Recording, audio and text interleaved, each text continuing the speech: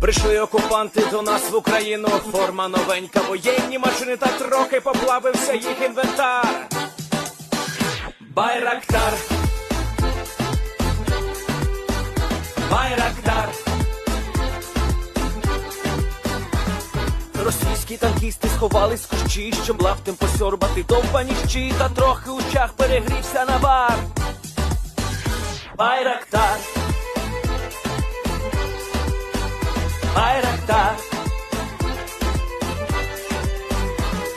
Приперли зі сходу до нас барани для восстановлення великої страни. Найкращий пастух баранячих отар. Байрактар, Байрактар. Їх доводи всяке озброєння різне, потужні ракети, машини залізні, у нас на всі доводи є коментар. Байрактар, Байрактар. Вони захопити хотіли нас зразу, а ми зачаїли на орків образу з російських бандитів, робить примар. Байрактар, Байрактар. Російська поліція справи заводить, там вбивцю рашистів ніяк не знаходить, хто винен, що в нашому полі глухар. Байрактар, Байрактар. Веде пропаганду кремлівський урод, слова пропаганди ковтає народ, тепер нове слово знає цар. Байрактар. Байрактар. Байрактар. Байрактар. Байрактар.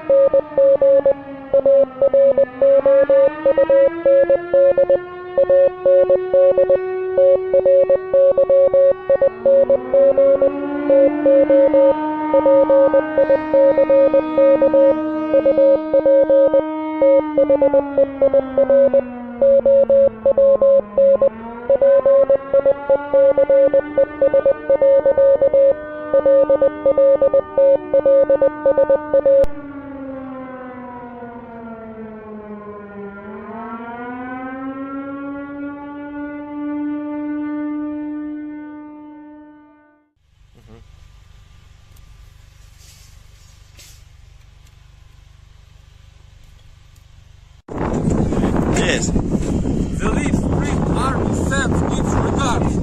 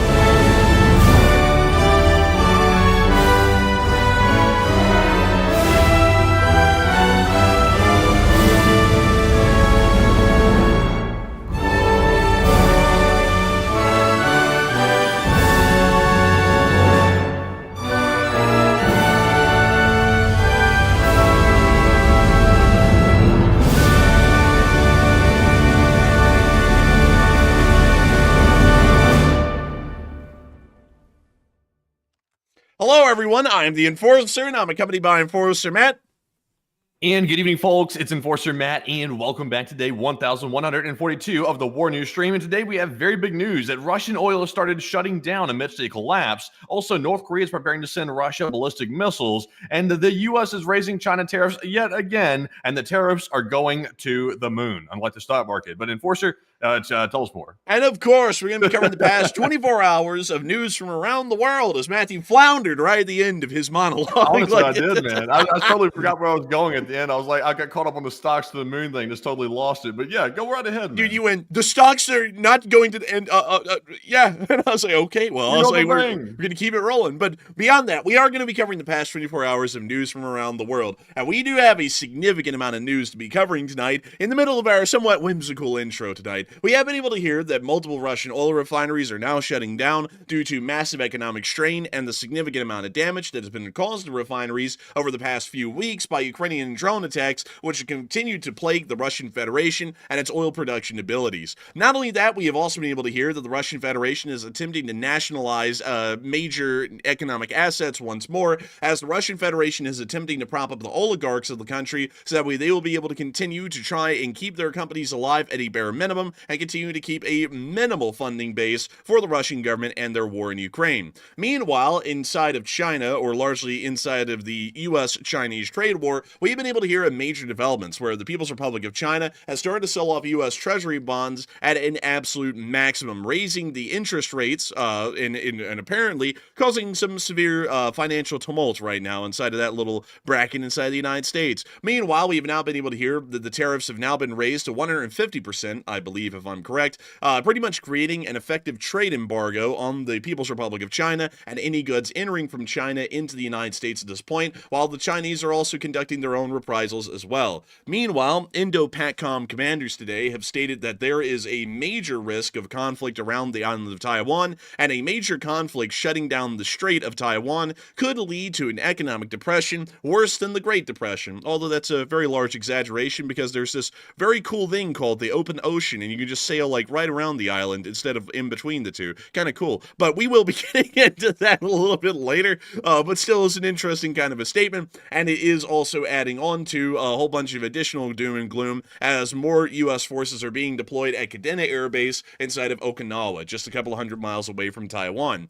Outside of the Pacific, or largely the Chinese-American news, we have been able to hear that North Korea is possibly going to be providing thousands of short-range ballistic missiles to the Russian Federation in an attempt to continue to receive more material support and aid from the Russian Federation in exchange for North Korean weaponry that will be used against the state of Ukraine in the further conflict. We also got news today that the USS Carl Vinson has finally entered CENTCOM's area of command and is now using their F-35s on board the aircraft carrier in air operations against the Yemeni Houthis. We've also been able to hear with Iran that they may be possibly preparing to reject American nuclear inspectors from the country that are supposed to be ensuring that they're not creating a nuclear weapon. And we've also been able to hear that the Israelis are concerned that the United States of America may strike up some sort of a lame-brained nuclear deal in the future that may jeopardize the national security of Israel and continue to largely allow the Iranians to develop a nuclear weapon. We've also been able to hear inside the state of Ukraine that Ukrainian armed forces have continued their Belgorod offensive today,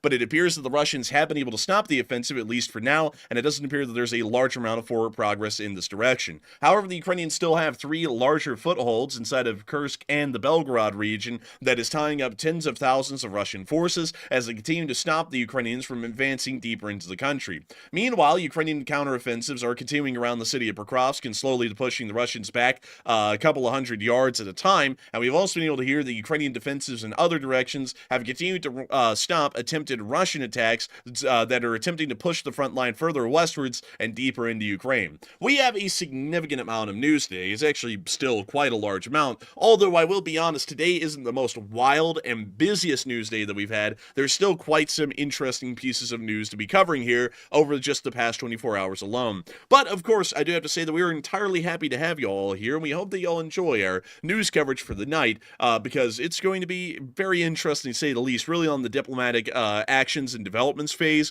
more so than the actual ground conflicts or impending ground conflicts that may be coming up inside of the West Pacific, the Middle East, and the ongoing one in Eastern Europe. But moving on from that and into the major news of the night, we have been able to hear that inside of the Russian Federation, things are just still not looking peachy. Things are a little bit, the economy is a little bit schlicked. Maybe even a little bit not really greased up too well. It appears that the Russian Federation's oil industry is continuing to shut down, as we have been able to get news that at least 3 Russian refineries, including the ones at Tuapse, Ilsk, and Novoshinsky, have been forced to halt or reduce production due to significant financial losses caused by attacks, export restrictions, and rising raw material prices. We have been able to hear a load of information about these refineries, and not only that, a larger number of refineries that have also been targeted and attacked by the Ukrainians over the past few months, largely all of them being attacked sometime in the latter part of 2024 or the opening of 2025,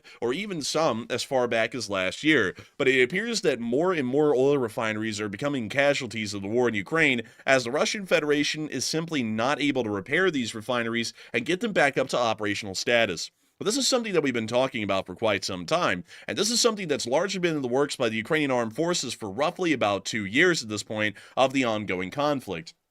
As many may know, beyond the wars of the frontier in the earlier part of the conflict in 2022, the Ukrainian front lines have been heavily stagnant and haven't really been able to move, as a peer-on-peer conflict has largely evolved on the battlefield, where the Russians may have superior firepower, but the Ukrainians have superior precision with their limited firepower, pretty much creating a firepower parity scenario, at least as far as both sides were able to leverage, meaning that the front lines have not really started to move much at all beyond those early 2022 offensives and campaigns by both sides. With this in mind, both countries have started to seek to pretty much destroy the other from the inside out, either economically or morale-wise, to force a resolution to the conflict without actually having to win a major strategic victory on the battlefield.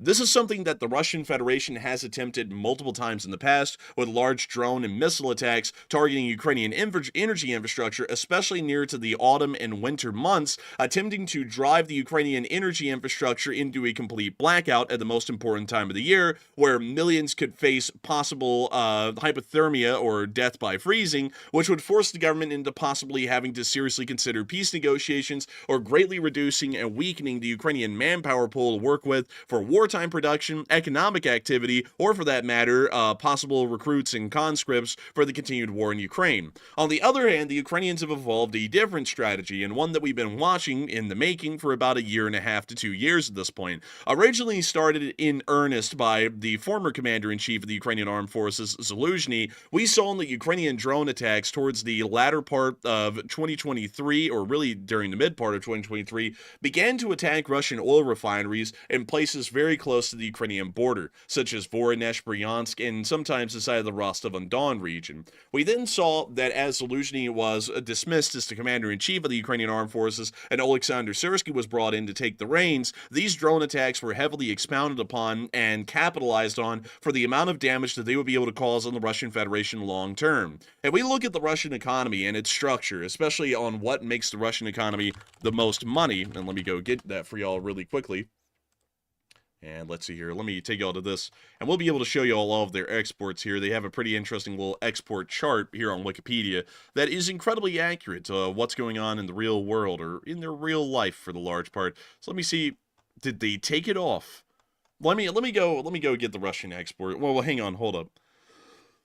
Let's see. Maybe this is it. Nope, that's not it. That's very interesting. Or something like that.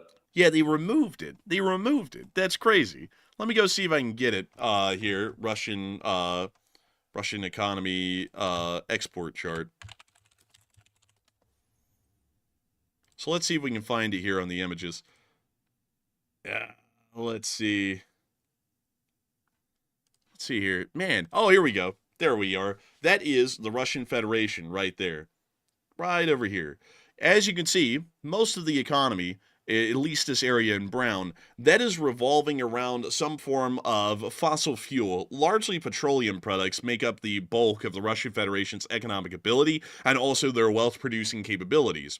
With this in mind, the state of Ukraine has come up with a very interesting strategy to be able to force the Russian Federation to their knees. Instead of openly defeating the Russian Federation's armed forces on the battlefield inside of southeastern Ukraine, the concept has been over the past 2 years for Ukrainian drone attacks to significantly attack, destroy, and damage Russian oil refineries throughout the entirety of Western Russia, forcing the companies that own these refineries to undertake a consistent campaign of extensive repairs that are usually incredibly expensive and start to run the companies into the red in terms of profitability due to the small profit margins that they already have because of the sanctions that have been applied to them from Western states. With this in mind, a lot of these companies start to lose profits over time. And as the Ukrainians continue to attack these refineries more and more, and these companies are having to be forced to exude capital that they really are not making anymore to be able to repair these refineries and keep them operational, we see that a lot of these companies start to run into financial ruin over a very long period of time, around 2 years. And eventually it was assumed that these companies were going to run out of reserve capital enough so that they would not be able to repair these refineries, and these refineries would pretty much be permanently knocked out and destroyed with some attack that would happen later on in the future. And that is starting to happen right now, as we are already hearing that the refineries at Tarriffs, Ilitsk, and also other locations are now having to shut down permanently because the companies that run these refineries do not have the economic ability to be able to support those kinds of financial losses, or to even support or at least fundraise in their company more funds to be able to repair these refineries and keep them operational just to be knocked out again. This means that significant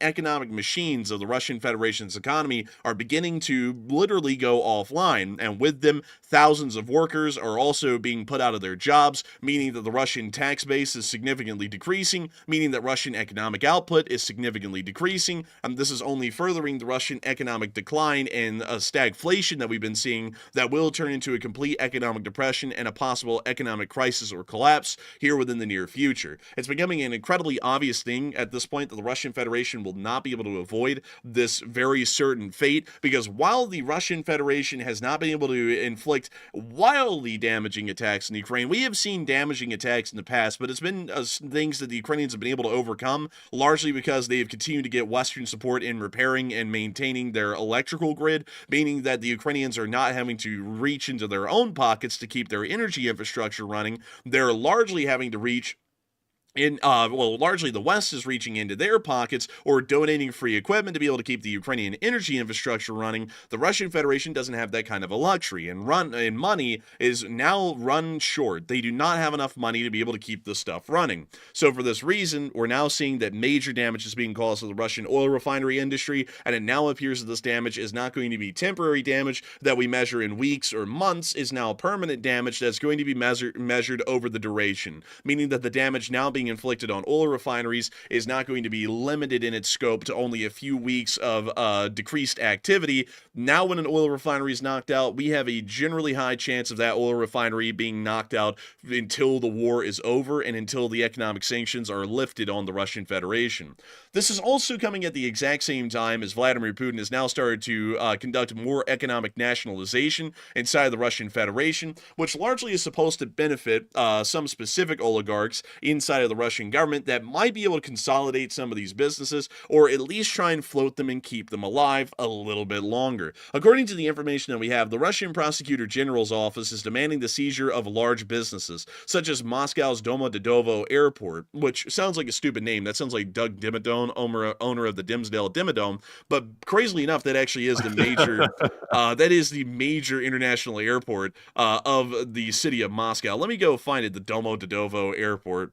The Domo. Also, how is that privately owned? Because I thought that airports were generally like owned by the municipality in the area. So how's a private owner like owning the Moscow airport? It's kind of crazy. You know, it's a great question, man, because I have like absolutely no idea. Like it absolutely blows me away that an airport is owned by a private entity. It exists in some other countries where a private company will run something like an airport or even a major port. Like some major ports in America are actually run by private companies to an extent. But for the most part in America, at least, the standard is that most of the time airports, at least in some major cities, are run by the port authorities. Or in other cities, they're run by some sort of a city transportation administration or authority or something along those lines. It is a little bit interesting to hear, though, that the Russian government is trying to get a majority share in the Domodedovo Airport. Also, that is just one stupid name, man. Domodedovo. Like that's like Dodo the Dum Dum or something. Like, I don't even, like, that is just absolutely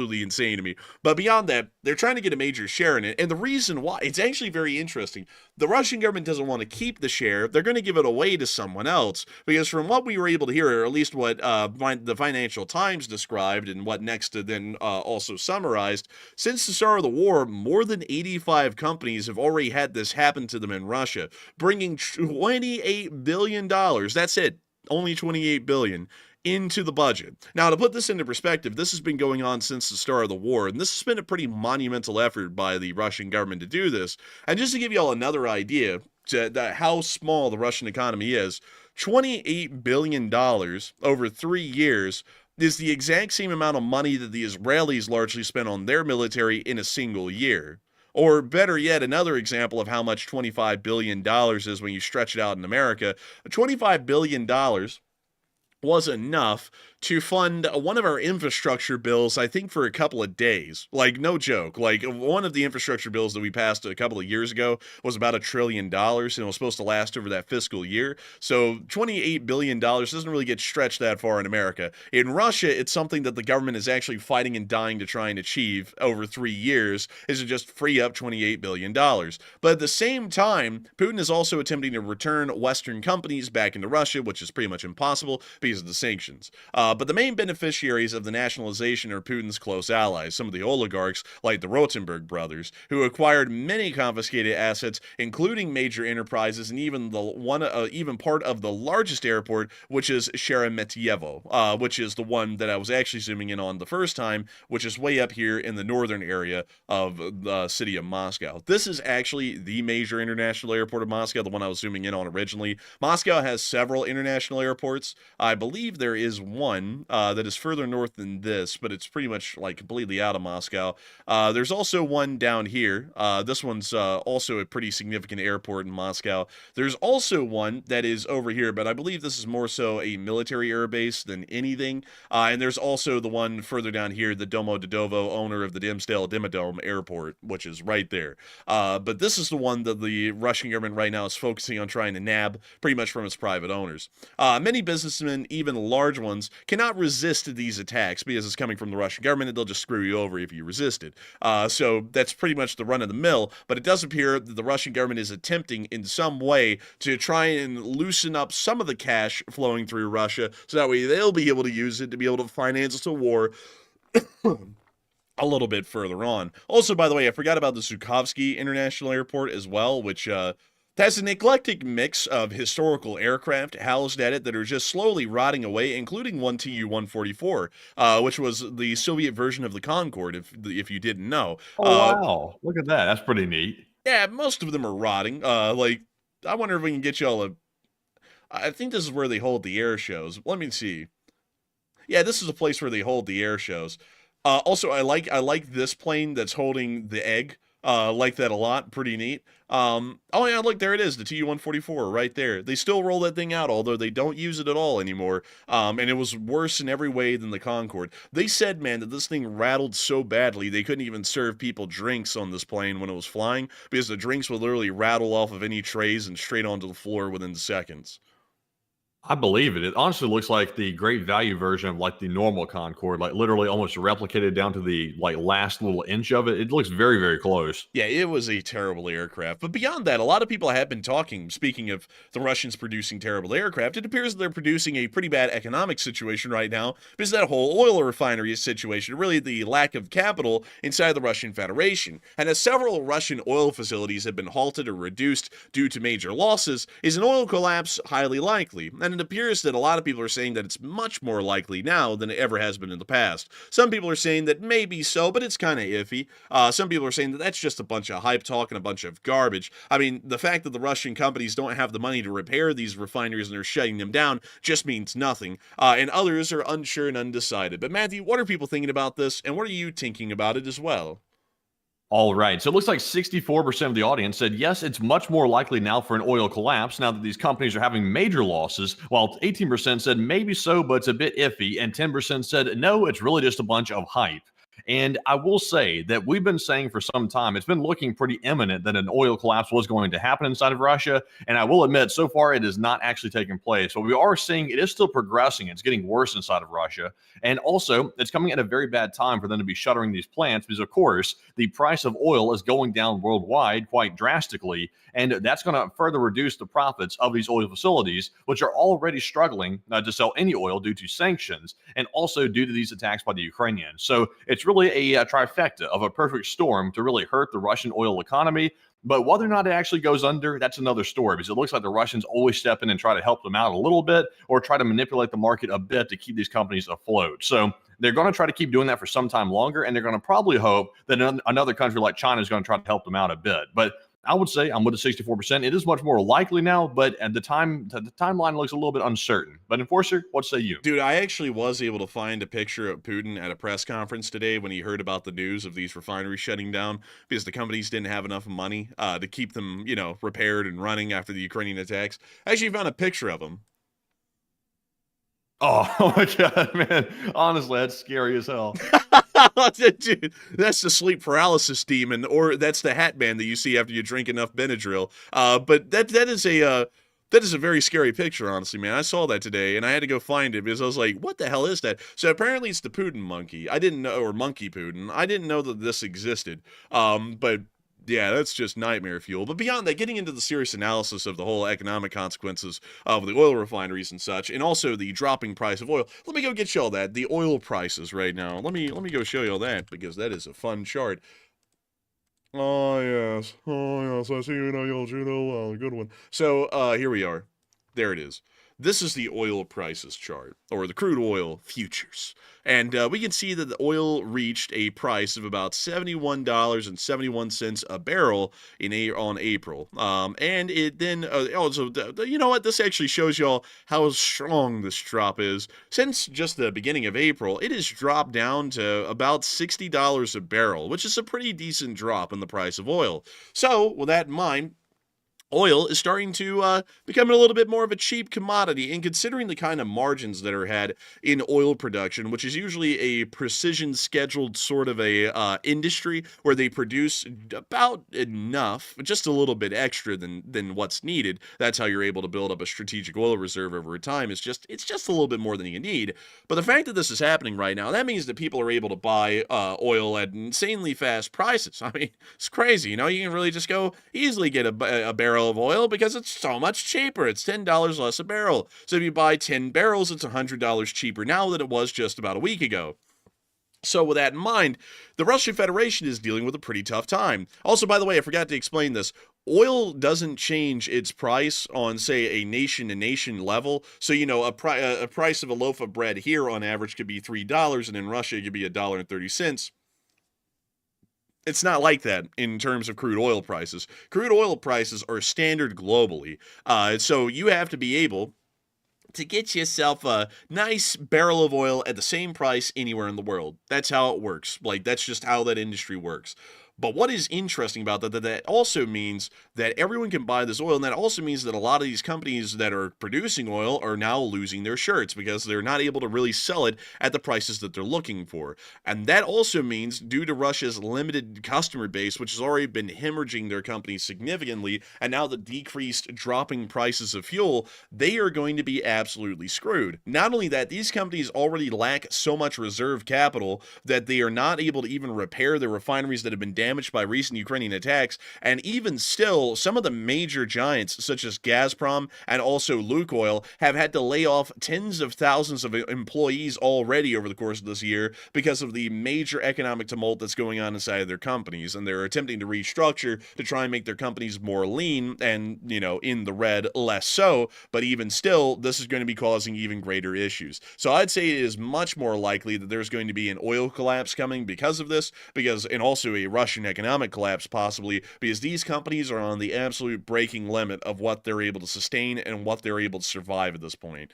But could you imagine, like, for example, back when the Whirlybird was happening, I believe the oil prices went so low that the people that were trying to sell the oil were basically having to pay people to take it off their hands because the oil price went negative, which was very drastic. I think it was about right there, wasn't it? It's actually not showing a negative figure on that one right there. Am I seeing that correctly? Yeah, it's not showing a negative figure. I think it never really went negative, but the price did get so low that they were having to pay people to get rid of it, because like it didn't go so low that it literally was in the negative, but the price of the oil of the barrel per oil was so low that handling and transportation cost actually cost more than the oil itself, and that's why they said they were having to pay people to get rid of the oil, because just handling costs were more expensive than the barrel of oil itself.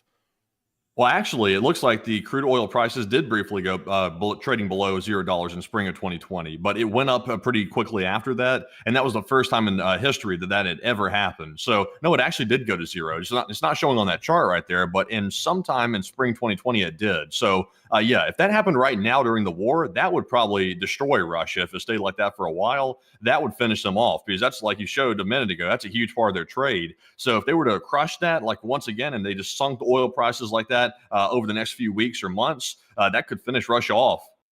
Yeah, that would be wild, actually, if you think about that. Like, this is sort of an unintended consequence of everything else going on with the tariffs and the sanctions and everything, but they could absolutely pummel them. I mean, they could be getting pounded. But also, man, look at the start of the Ukraine war and how quickly the prices spiked from that. Like, it went up to $120 a barrel and stayed up over $100 for a pretty good amount of time there during the opening of the war. Yeah, it's really crazy, like how things rally back up so quick. Like, there's a lot of people that come in and see an opportunity to start buying once again. But at the same time, though, like right now, we're in uncharted waters. Not speaking of the oil prices right now necessarily, but like the stock market, the dips and dives are like freaking monumental on the daily basis. So hopefully, oil doesn't become like that too. Hopefully, it stays relatively stable. Hopefully it does stay somewhat stable, but it would be interesting to see. I got to be honest with you, man. As far as the oil companies are concerned, this is a nightmare. But as far as transportation companies are concerned, this is a blessing. Like for the prices to drop like this, because aviation companies, like our favorite airlines, like Delta, American Airlines, stuff like that in the United States, they're now dealing with at the end of it. Of course, they're not buying crude oil; they're buying refined aviation grade jet fuel. But because the price of the crude oil is so cheap, those oil refineries are able to produce their refined fuel products and then sell them at cheaper prices because the government won't let them price gouge. So with that in mind, those companies are able to fly their planes for cheaper, and that means they may be able to offer, because once again the prices of airline tickets are slightly regulated by the government just a little bit, not really a lot, but they will be able to lower their prices just a little bit, and that will start to foster, at least in the government's mind, increased economic activity, interesting enough, at least in other spheres of the economy that aren't oil based. So a little bit interesting with that. Indeed, I would say so. It's just very tumultuous times right now. Like the economy has never been on a roller coaster quite like this one. It jumped up from like the kiddie coaster all the way up to Mount Everest. Basically, it's on a wild ride. Yeah, and if you go look at the Dow Jones, it's heading back down again today. Y'all can actually see. Oh, well, actually, let me get you all the 1 month overview here, just on the day to day. Went from 42,000 to 37,000, then back up to 40.6, and now it's down back to 39.5 today. So it dropped 1,000 points over the course of the day for the large part again. So it's a very tumultuous time economically. It's not really a clear and certain time. It's a very uncertain and dangerous time economically, but it does appear that is causing some interesting things, at least in terms of the prices of oil. But nevertheless, moving on from that, and on from our whole analysis of the Russian economy and how their oil industry is working and so on, it is time for us to move on over into something else that kind of has to deal with all of that economic fun, or if we want to call it that. And it's going on in the Western Pacific. And the Western Pacific is a real fun place right now because it's like the Wild West. Because of the tariffs, which have been dropped against Japan and South Korea for 90 days, Japan and South Korea actually teamed up with China in a never-before-seen effort to pretty much create a syndicate or a cartel of their own to start imposing their own tariffs against the United States as retaliation for the United States imposing tariffs on them. Never before seen, and it actually was crazy to see that because while they're doing that, the Chinese, the South Koreans, and the Japanese all have bad diplomatic relationships with each other. Largely, South Korea and Japan are very unfriendly to China, and China's very unfriendly to them. But nevertheless, the economic tumult made unlikely friends, or unlikely bedfellows, as they call them, although that's a little bit weird sounding and kind of sounds a little pervy. But nevertheless, the People's Republic of China doesn't have them as friends anymore because the tariffs were dropped, and Japan and South Korea appear to have also dropped their tariffs as well on incoming U.S. goods. Nevertheless, we were able to hear that the People's Republic of China is back up to their funny business, as we have been able to hear reports that apparently China is selling U.S. Treasury bonds, and it appears that according to Bloomberg, China may be selling treasuries in retaliation against higher U.S. tariffs. Taro Okamura, a senior interest rate strategist at SMBC Nikko, I believe, Securities, writes in a note, "Should this be the case, it means that China has an incentive to improve its bargaining power against the U.S., even if it causes a major disruption in the global financial market. The possibility of unforeseen events occurring cannot be ruled out. Normally, this would be considered an unrealistic scenario, but now that we have seen developments since the announcement of the reciprocal tariffs, it's likely that investors will be significantly less willing to take risks, at least according to the analysis by..." So much for driving the interest rates down, I guess you could say. It's going to probably send them higher, actually, now that these bonds are being dumped like that. Oh, and we're hearing that the bond yields are already rising sharply, as the U.S. 10-year bond yield has risen sharply to 4.45%. So it appears that is actually quite true. There's a direct correlation and a causation right there. But beyond that, it appears that the Chinese are trying to play economic hardball. And they're playing economic hardball as the United States is lining up to start knocking them out of the park, as we've been able to hear that the president of the United States is moving towards a possible delisting of Chinese companies from U.S. exchanges. The incoming SEC chair, Paul Atkins, expected to take up the issue here in the near future, driven by trade tensions, some pressures inside of the internals of the U.S. government in terms of political side of things that we won't cover, and concerns over audit access and Chinese government golden shares. It appears that this trade war is not going to be ending anytime soon. It doesn't really seem that either side is seeing eye to eye. The Chinese are saying meet them in the middle, and America's telling them to go to hell. So we're not really knowing what's going on here with the economic side of things, but this appears to just keep on ramping up with literally each passing day. Meanwhile, it doesn't really seem that there's a lot of stability still going on inside of China with their rift in between Xi Jinping's Communist Party loyalists and those who are more loyal to the People's Liberation Army. As we've been able to hear that Xi Jinping has had another top general removed today in the latest purge. Largely, they call this the anti-corruption campaign, but the anti-corruption campaign in shorter form is a purge by Xi Jinping of disloyal leaders and generals of the People's Liberation Army to attempt to create a loyalist force out of the PLA, which has proven to be a lot more difficult than originally anticipated. The purges have been going on for nearly 7 years at this point, and it appears that they have no end in sight, and still the loyalty of the PLA seems to be considerably questioned by Xi Jinping and his inter-party circle inside the Chinese Communist Party, and they continue to have bouts pretty much going at it publicly, even inside of China, as both sides try and lay out their ideological perspective of what the future of China really should look like. Meanwhile, we've also been able to hear that the United States of America, or at least the Indo-Pacific Command leaders and generals of the United States, have started to talk a little bit more about what's going on inside the Taiwan Strait and what is really going to be going on, at least in their opinion, if a major economic conflict was to break out in the region, which is already happening, or a major conventional conflict was to also spurn from the economic conflict that we're seeing right now. Before we move on from that, though, I do want to say this, because this is something that we largely predicted. I didn't put it as a news bulletin tonight, but Matthew has thrown up a question on it, and it's a fairly interesting one. Many of y'all will know that when the United States started to impose tariffs against the European Union and also everyone else in the world, we stated that that was a really bad idea, and also our threats to the Europeans about raising their costs, military spending in percentage of GDP.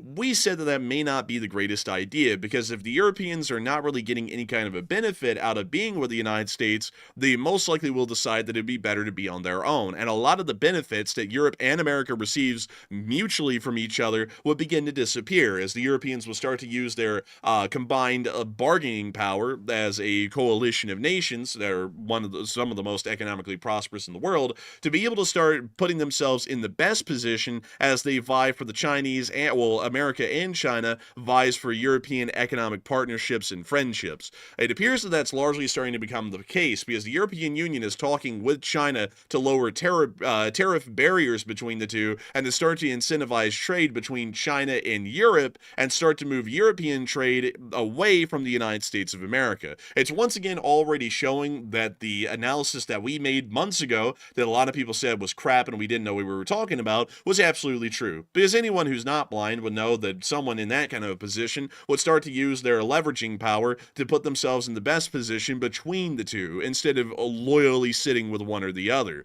With this in mind, a lot of people are wondering, will the EU shift towards China much farther economically, or will we see that this will eventually stop due to a softening of the United States on Europe, and once again seeking to keep some sort of an amicable and mutual friendship that is beneficial both to the United States and Europe simultaneously? It seems as though a decent amount of people are actually believing that the European Union is moving towards China, and this may start to become a more permanent move here in the future. Others are saying that the European Union is just seeking out options, or really trying to keep all of their options open, at least in this unstable time economically. Others are saying that this seems like it might be possible, but still pretty unlikely, and others are unsure and undecided. But Matthew, what are people thinking about this, and what are you thinking about it as well? All right, so 47% of the audience said yes, the EU is moving toward China with its recent move, and 32% said no, the EU is just exploring their options, and 15% said maybe so, but it seems a little bit unlikely that the EU is actually going to shift completely toward China. And like the enforcer mentioned, this is something that is a side effect of launching this tariff war on the EU. Of course, there has been a 90-day pause put into effect on the really large part of the tariffs that were on the EU by the United States. But nonetheless, there's still a major tariff war going on between the United States and Europe. So now they're exploring their other options, which is moving toward the Chinese sphere of influence, which was pretty predictable. So I would say, honestly, I think they are going to move toward China. And we're seeing right now in the news that the EU and China have started talks on abolishing tariffs on Chinese-made electric vehicles and replacing those tariffs with minimum prices, which is a lowering of the barriers. So that is a pretty good sign that they are trying to shift or at least explore their options with China. And there are currently meetings set up between the EU leaders and the Beijing leaders as well to discuss these options. So I think this is a warning shot across the United States bow right now to let the United States know that if they go too far with the EU, they could lose them completely as a trade partner. And that's sort of their leverage at the moment, is sort of going toward the Chinese sphere. So we're seeing that right now. But generally, I'm with the 46%. But Enforcer, what say you? I would have to say that, in my opinion, I believe that the European Union is probably trying to keep their options open. I would say it's about a 32% chance. I would be with the 32% that is saying that, not the 32% chance. I'm more so with the 32% that are believing that, because the European Union is a economic sphere unto itself, and as far as economics are concerned, an economy is going to be looking for the best possible options. That means that they have to factor in the highest amount of profits and also the stability of that trade relationship. That is why, and this is something that a lot of people don't really know, and this is something I'll explain really quickly. A lot of people don't know this when they talk about the possibilities of trade. Everyone always says, well, the continent of Africa is one of the most resource-rich areas of the world. They have a high amount of gold, silver, diamonds, rare earths, different kinds of raw materials such as coal and iron and so on. We should be able to go in there and be able to invest in this and start growing that trade relationship out with Africa.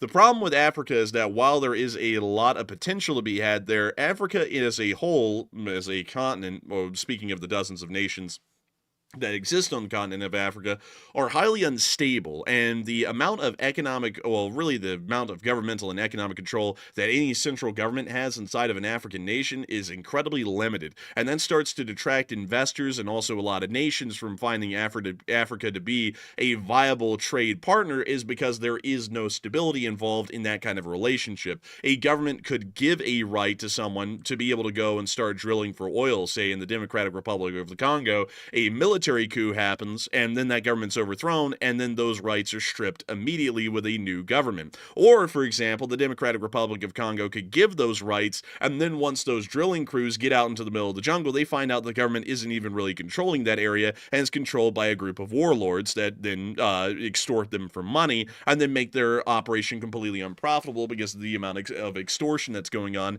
to keep the operation going. That's largely why we've seen that no one really invests in Africa too much, is because of the high instability. Now, when we talk about high instability, we're now talking really directly about the United States. The United States doesn't have a weak central government, or one that's going to be, overthrown by a warlord here within the next week. But one thing that is starting to happen now is that through direct actions of the office of the president, the U.S. as a trade partner is becoming highly unstable, because the same kinds of extortions in a more legal form are going on right now, with the raising and lowering of tariffs practically overnight. With this in mind, a lot of European countries, knowing that this kind of leadership may exist for the next 4 years, are beginning to wonder if this sort of a thing, causing massive shockwaves economically each time it happens, could just be happening on and off for the next 4 years. They need to have a very lucrative trading partner, but at the same time, they also need to have a very stable trading partner. The People's Republic of China may be their only alternative for a somewhat lucrative trading partner, but also a very stable trading partner.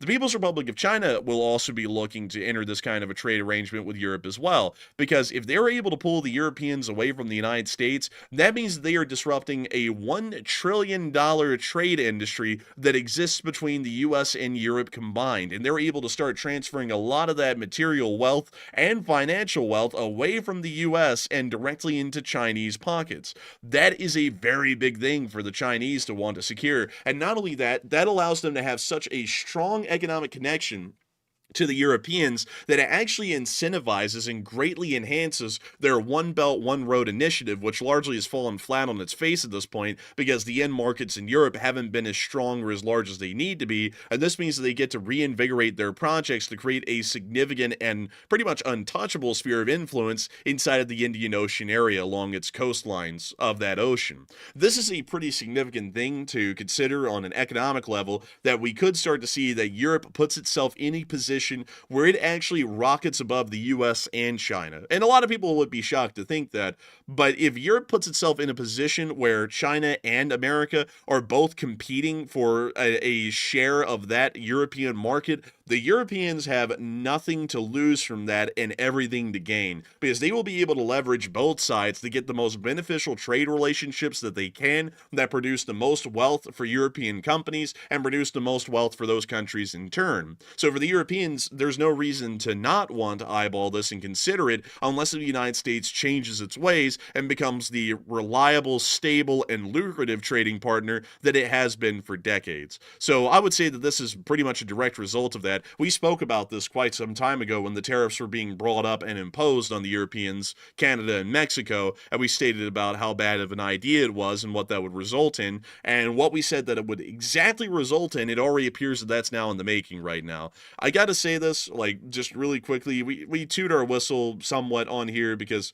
you know, we always get a lot of crap from some people who, you know, might not be able to read, but the thing that always blows me away is that we'll say something that is incredibly straightforward, and we can now see that it's happening on an economic level, and some people will give us crap for it and say we do not know what we're talking about and we know nothing about economics, and then it happens and it proves that we were exactly right.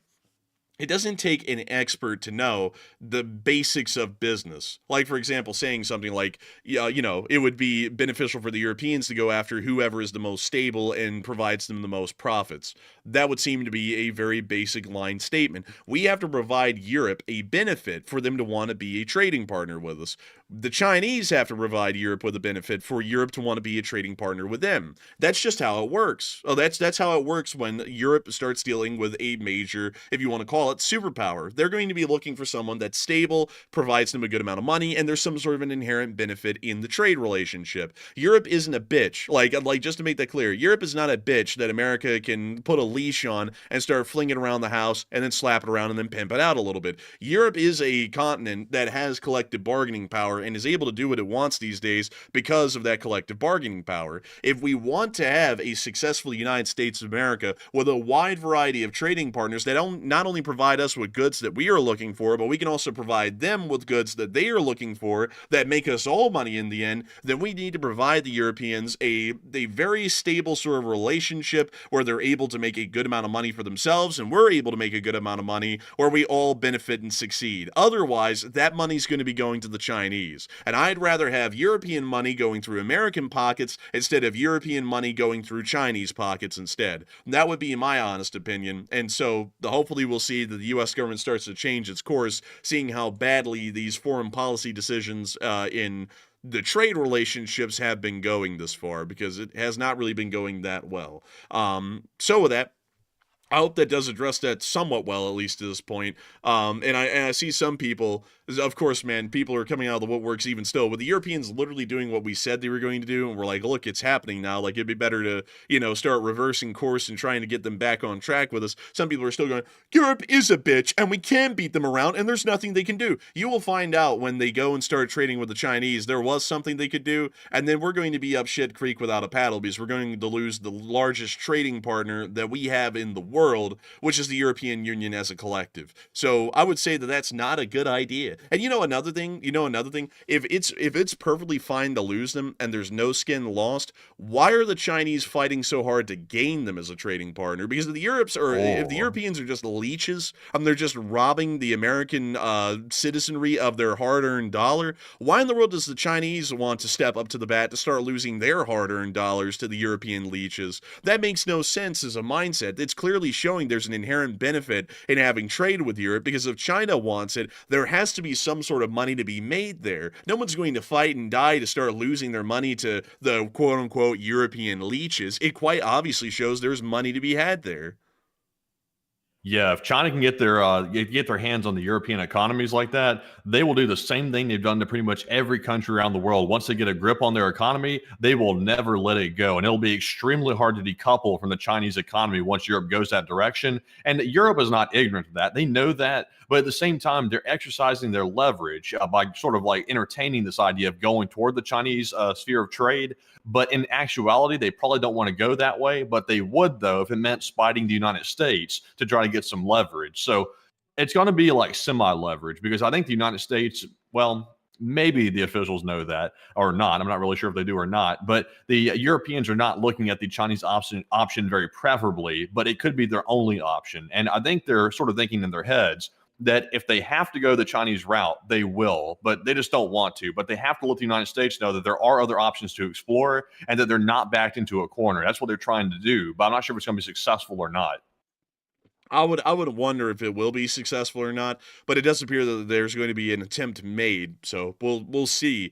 But if it was successful for the United States to do, I don't really think it would be that far off for the Europeans to possibly be successful in this as well. But we'll wait and see. But still, a very interesting kind of a development economically, to be sure. But beyond that, it does appear that the economic fallout is extending at least into the possibility of a conventional war over Taiwan, and the Indo-Pacific Command, also called Indo-PACOM, has been talking about a little bit. Really quickly to show y'all this, let me show y'all U.S. command zones. U.S. command zones are not really broken up by, say, regions of a country like China or Russia's are. They're actually broken up globally. So you can actually see this right here. This is a map of the areas of control that different commands have around the world. This is U.S. Northern Command, which controls North America. It's the entire continent of North America. It's just under one command. We also have U.S. Southern Command, which controls all of South America. U.S. Africa Command, which controls everything in Africa except for Egypt. Egypt is a part of U.S. CENTCOM, which is probably one of the most famous commands that the U.S. has in the world, because most of the time y'all ever hear about anything the U.S. is doing, it's always being done through CENTCOM, at least nowadays, because most of our armed actions are happening still in the Middle East. U.S. European Command, or U.S. EUCOM, is pretty much in control of everything in the northern area of Eurasia, and also Indo-PACOM is in control of everything in the Western Pacific, at least as far as American forces are concerned. We have been able to hear that Indo-PACOM, which is this command theater over here, which its entire job is specializing in preparing and thinking about warfare that would happen in the Western Pacific, has talked today at least a little bit about their opinions of a major conflict that would be breaking out in the Western Pacific over Taiwan. And according to them, war in the Western Pacific would shatter global economies and run the risk of spreading nuclear conflict and leave 500,000 deaths of despair in its wake, according to the senior American commander in the Indo-Pacific Command, according to his Senate Armed Services Committee this Thursday inside of Congress. What's the difference between a death of despair? Like, is there any other type of death?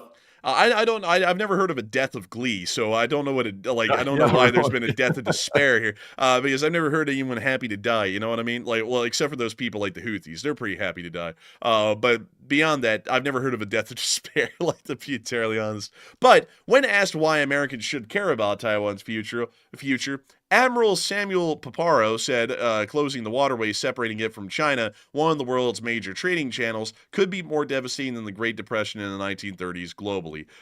That, I'd say, is a little bit of a stretch, because him being the Indo-Pacific commander, I would think he would know that Taiwan is a body of water. Well, Taiwan is not a body of water. Taiwan is an island surrounded by a body of water. And as easily as you slip through the Strait of Taiwan, you can just go around the thing. So it wouldn't be that, that tough to just keep the global economy running. Also, I think that largely would start to cut off China from trade, meaning that a lot of these shipping routes would be closed, or a lot of those ships leaving places like Busan or some of the larger Japanese ports like Yokohama excuse me, would just start to go further out into the Western Pacific, maybe around Australia, or maybe just start to shoot straight through the Pacific and around the Cape in South America. That would seem to make more sense, so, global trading wouldn't be completely closed off. But it does appear that the Indo-Pacific commander doesn't really like the idea of a war breaking out in the region because of major economic backlash as a result of that, which would highly possibly happen. Global supply chains are more interconnected now than ever. It's something that cannot be changed, and someone's about to say it should be changed. I'm here to tell you it just cannot be. The shift to becoming a globally interconnected economy, or some people would call it a globalist economy, it's impossible to change. It really is impossible to change unless if you were to go revert back into the Stone Age. And if you revert it back to the Stone Age, you end up being like North Korea or any other country that ever tried it. It just doesn't work, and it's not economically competitive. Because of that, really any major war that would start to affect global shipping could affect global economies so badly that pretty much everyone slides into a Great Depression, because companies don't really work anymore on a national level. So say like Amazon, or better yet, Apple has their steel or whatever metal they use to make their phones sourced out of iron mines and steel mills inside the United States, and then all of the other components and metals and refined products are all produced in the United States and then shipped to a focalized factory somewhere in America to be turned into a phone. That supply chain is international, and if that supply chain is interrupted, that means that iPhone production has been affected permanently around the entirety of the world, meaning that that company might not be able to produce its main product, meaning that it could go under pretty fast because they don't have anything to sell and they're just losing money every day because they got hundreds of thousands, if not millions of employees on payroll globally, and they're paying them, and even still, they're not making anything to keep paying them with. So that could end up being a major issue. So it does Wait, appear. I think they're putting titanium in the iPhones now. At least the frame of the iPhone is titanium, not the whole phone. Obviously, that would be way too expensive. But I don't know where they're sourcing the titanium from, because I don't think that comes from the same area. I don't know where titanium. Where are some major. I know Russia's got some titanium. We bought that from them through some shell companies back in the day to develop some top secret aircraft, but I don't think we're doing that today. So interesting enough, China actually has the largest amount of titanium in the world right now. Oh wow, look at that! Also, Japan's number two. That's kind of crazy. They must. Let's see. They've been that way for actually a good amount of time, actually. So that's kind of interesting. Man, Ukraine is number 6. Wow, that's honestly that minerals deal might be a good idea. Yeah, maybe we need to string them up, like in the negotiations or something. But well, what's even more shocking, man, is that Saudi Arabia is number 4, and it only produces 3,700 metric tons of it. Yeah, that's kind of weird. It's like and also India's only doing like 250 metric tons, so that's kind of interesting as well. Yeah, and they're number 7. It's like that's a little interesting. I don't know what's up with that. But still. Of course, iPhones are not made out of steel. I said that I said that because I didn't know what iPhones were made out of. But making them out of steel, that'd be crazy, man. I mean, you can do some damage with that, kind of like a can of soup. But but beyond that, it's a really interesting thing to see how much titanium is produced. It's not really a lot because that's not being measured in like millions of metric tons. That's just 210,000 metric tons of titanium produced per year. That's not really a lot. Like if you look at the amount of steel that's produced per year, this is nothing really. Like the titanium trade is actually somewhat small in terms of just like raw weight.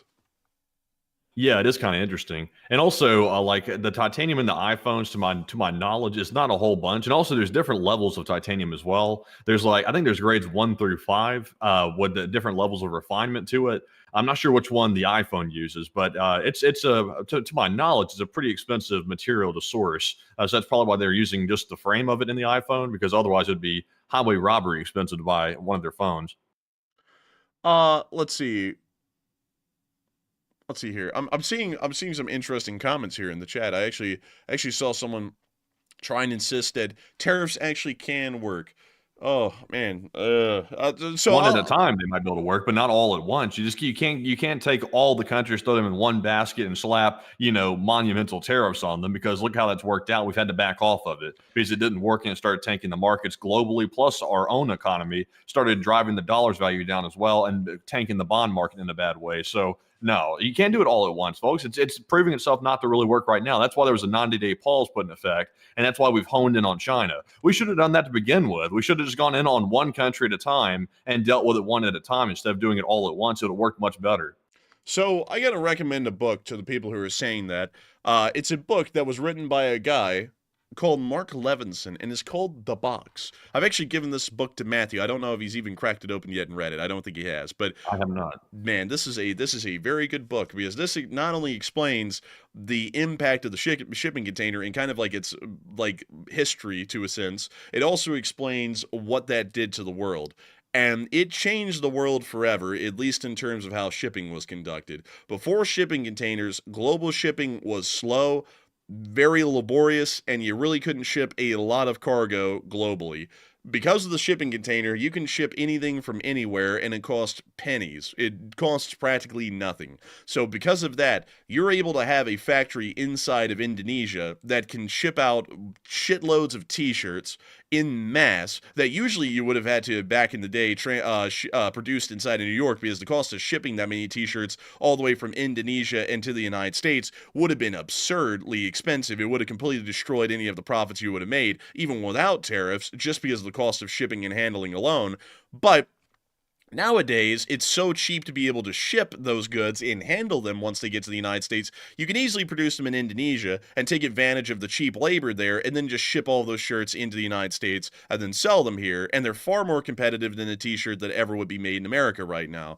That's how it works. So you really just can't change that. You cannot change that at all. And if you try and smack down tariffs on everyone, all you were doing is causing chaos in the global market, in the global economy, and not only that, in the U.S. national economy. And then you slowly wean America out of the only competitive economic form that exists these days to then live in mediocrity and not even have access to any of the goods that anyone else would around the world.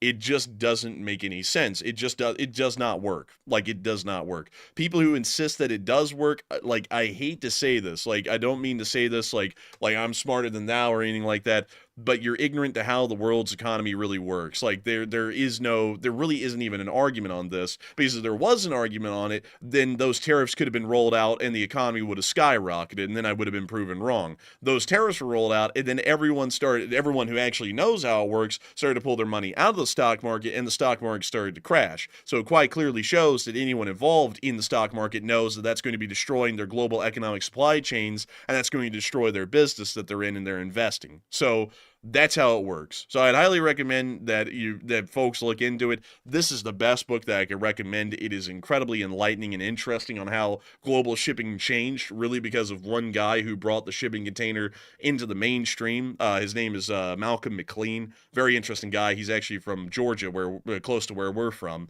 but largely explains how it works. But anyways, beyond that, I hope that does address that somewhat well, and it is time for us to move on into a little bit more news, speaking of the whole Indo-Pacific Command, because we were able to see that more aircraft were being moved into Kadena Air Base in Okinawa today, including F-35s, C-130s, and also some F-15E Strike Eagles, as well as others that have been moved into the Indo-Pacific Theater's Command. So it appears that we are continuing to fortify and reinforce our forces in that area, as it does appear that the People's Republic of China may start to posture hostilely against the United States because of the massive fallout from the trade war that's currently ongoing. But moving on from that, now that news, it's now time for us to move on towards the small amount of Middle East news that we have. It's very, very small, and then on into the actual Ukraine war itself.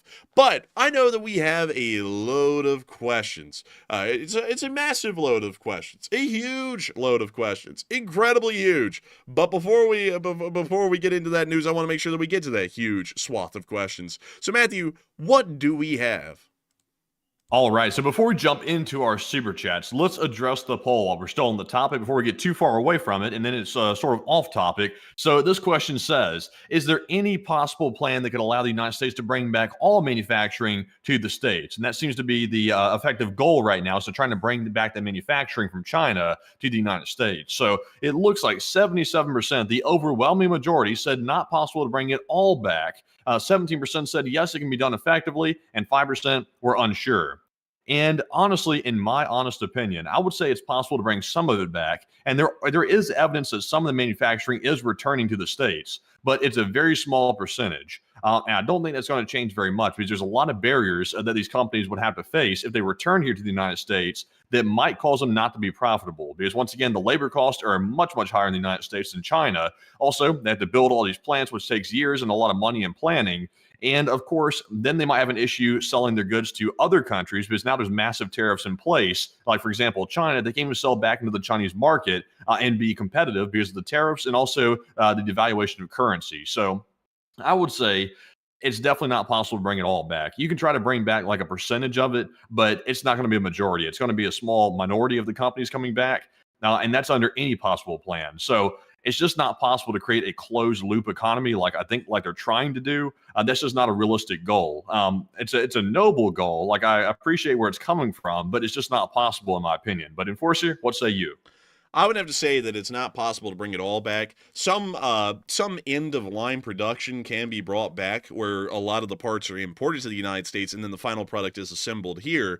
A lot of that could be brought back, but beyond that, you really can't bring back most of it. Most of it, especially the low-end things, like, for example, cheap clothing or textiles, can never return because the margins on that are fairly slim. And to be able to be competitive, you have to be able to produce the cheapest of products, but also be able to produce the largest margins out of those cheap products. So they are only, those sorts of industries are forced onto a global economy or a global scale, because they wouldn't be competitive being entirely domestic. There's just no way they could be. Especially, and another thing that people aren't getting, some people are saying, oh, those evil companies, and they're wanting to cheapen the profits. No. It's not the companies that are evil. It's society that's evil. Let's go with the magic. The people are parasites. It is the consumers that are evil. Because the consumers want cheap prices. Consumers, time and time again, have proven through multiple studies that they don't give a damn if that product is made in America or China. 90% of consumers choose their product based off of which one's the cheapest. And if the cheapest one comes from Indonesia, they're going to pick the Indonesian product every single day over the American product. Even if the American product is only 10 cents more expensive, they're going to pick the Indonesian one because it is cheaper. That's how the consumers work. So companies have to work with that. They're not trying to provide the morally sourced, ethically correct product. They're trying to provide the cheap one. Hershey's doesn't give a damn if their chocolate comes from like in reality, they say they care, but they don't. Hershey's does not care, or a company that produces chocolate doesn't care if the chocolate plantation that they're getting their cocoa beans from sat there and treated the workers like shit, as long as those cocoa beans are the cheapest ones available and they're able to produce their bars of chocolate cheaply. That's what... But it's ethically sourced, fair trade. All the they have all the buzzwords. Oh, that's just a gimmick. Like, dude, they are down there absolutely like just treating those people like crap. Anyone who's ever gone to those plantations, man, have proven it is terrible down there. But it only matters if they get the products cheap.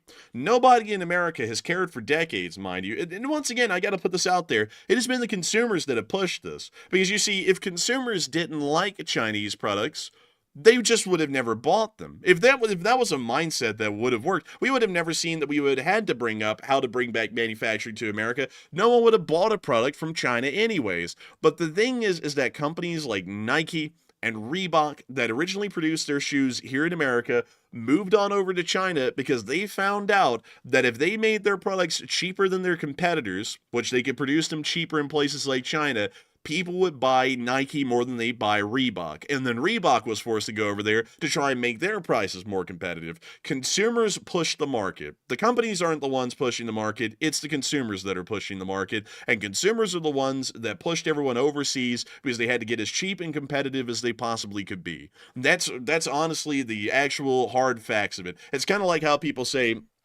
the government is at fault for the bad policies. No. It's actually the voters that are at bad fault for the policies because they keep voting the same people in over and over, or they vote stupid people in. So if you have a problem with the policies, it's generally the voters that are at fault for that, not the politicians. You could vote the politicians out. You can't change the voters. The voters are, once they turn 18 and they're eligible to vote, they're going to vote forever. So that's really where the problem lies. That's where the issue is right now. It's impossible to make things in America because Americans are not going to buy products that are more expensive. They want the cheapest product. It's been proven time and time again in consumer reports. So that's why all of the manufacturing is overseas. We can bring it all back. We can bring all the manufacturing back. There just might not be a workforce to produce them because no one's going to be wanting to work a low-end, low-paying factory job. And also no one's going to be able to want to buy those products because even with those low-paying jobs, they're not low-paying enough to make those goods cheaper than they were in China. They're going to be more expensive. People aren't going to want to buy them. So then you're left at an impasse. You've got a load of American workers that are getting paid more, producing more expensive goods that these companies aren't able to sell, and the company's just bleeding money. Hell, even so, with other things that have been produced in the United States, like automobiles, you know something that's funny? This is going to blow a lot of people away. Alabama, the state of Alabama, is the 5th largest auto manufacturing state in America, because it actually is, to let you all know, still somewhat competitive to actually produce automobiles in the United States at large auto factories. But you know why these auto factories aren't in places like their historic homelands of Detroit or further up in the northern lands? Is because here in the Southland, we kept our minimum wage minimum, the federal minimum, of $7.25 an hour. And that means that these companies are able to make sure to cut down on those sweet, sweet labor costs, because those little factory workers are getting paid about as cheaply as they can be. And it makes Alabama a hell of a competitive place on the national economy alone for a lot of these companies to move their auto manufacturing in. Alabama is home to all kinds of car companies that you wouldn't believe. We have a Mercedes plant here, a Hyundai plant, a Toyota plant. We have loads of automobile plants. We have RV factories, assembly lines here in the state that produce RVs, automobiles, vans, anything you can name. We actually produce a decent amount of those automobiles because the state of Alabama provides cheap electricity, meaning that the overhead's a little bit lower.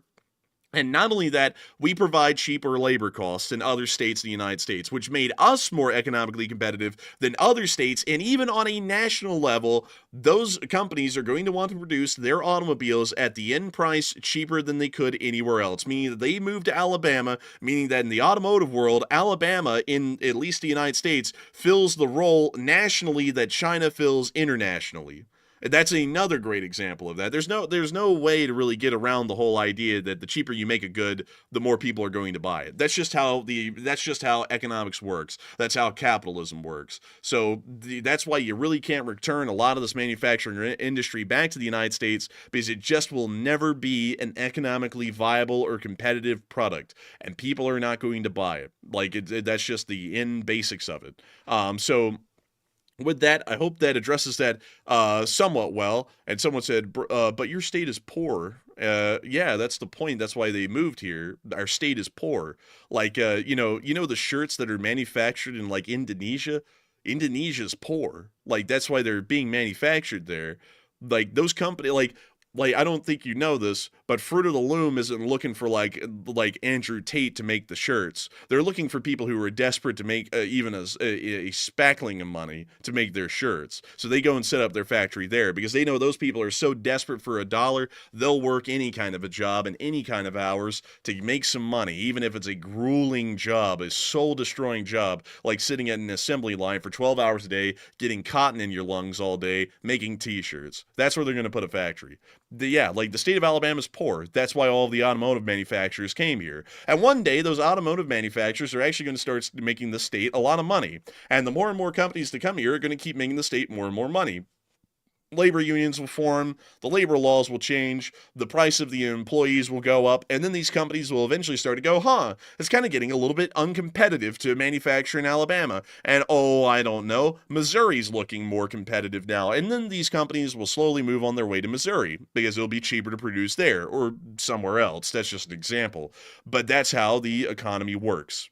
That's how it always will work. It will never change. That's how it's always worked since the dawn of the Industrial Revolution way back in the early 1800s. That's how it's always been. So, with that... Also, someone said, are you guys okay with that? No, honestly, obviously, I'm not okay with it. I don't think the enforcers are okay with it either, but that's just the way it is.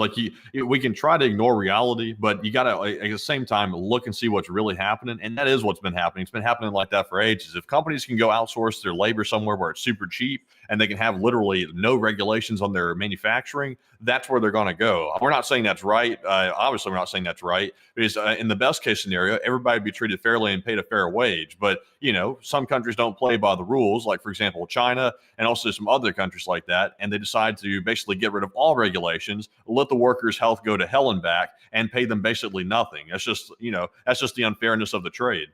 And also, I would have to agree. I don't like it either. But this is the reality we live in. You can't, you can't live in a fantasy land. It would be great to think, America's like it was in the 50s. We manufacture everything. We export everything. We are the envy of the world. We are an industrialized superpower. that's cool to think. We've actually evolved beyond it. I mean, really, honestly, we're in a better position now than we were then. Like, as far as the economy is concerned, well, in some aspects, some not so much, but in other aspects, we actually are better off. We have higher paying jobs now. We have a better standard of living. It's a pretty decent time to live in. But the thing is that we can't go back to what once was. It just cannot happen. It's like saying, well, do you not like, people being out in nature and living off of the land and owning their own farms? I mean, yeah, it'd be kind of nice to think that, we went back to an agrarian society. That's a neat time in history.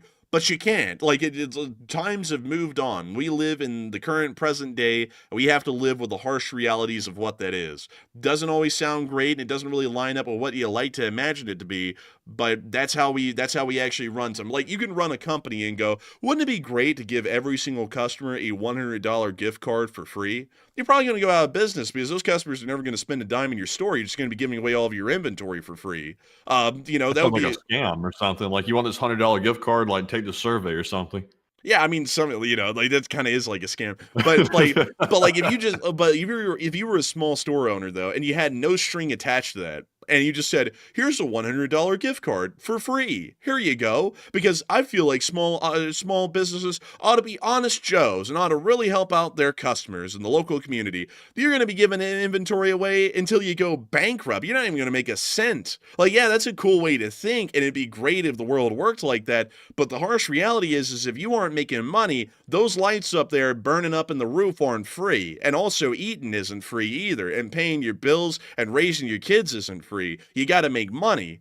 So you got to figure out how to make money. And in the modern world these days, for these companies that actually are a major mover of the United States, they have to make money to survive, and forcing them to return to the United States isn't going to make them money, and it isn't going to make our lives any better. It's going to make our lives worse, and those companies are going to be run into the ground with the insane costs of running their operations here in America, and they don't even have a globally competitive product, which is the most important thing, at least for their bottom line and our bottom line of buying those products, at least in our modern age. So with that, I hope that does address it the best I can. And with that, it's time for us to actually get on into some questions. I have to agree, Matthew. We have to get into some questions. So what do we got, Matthew?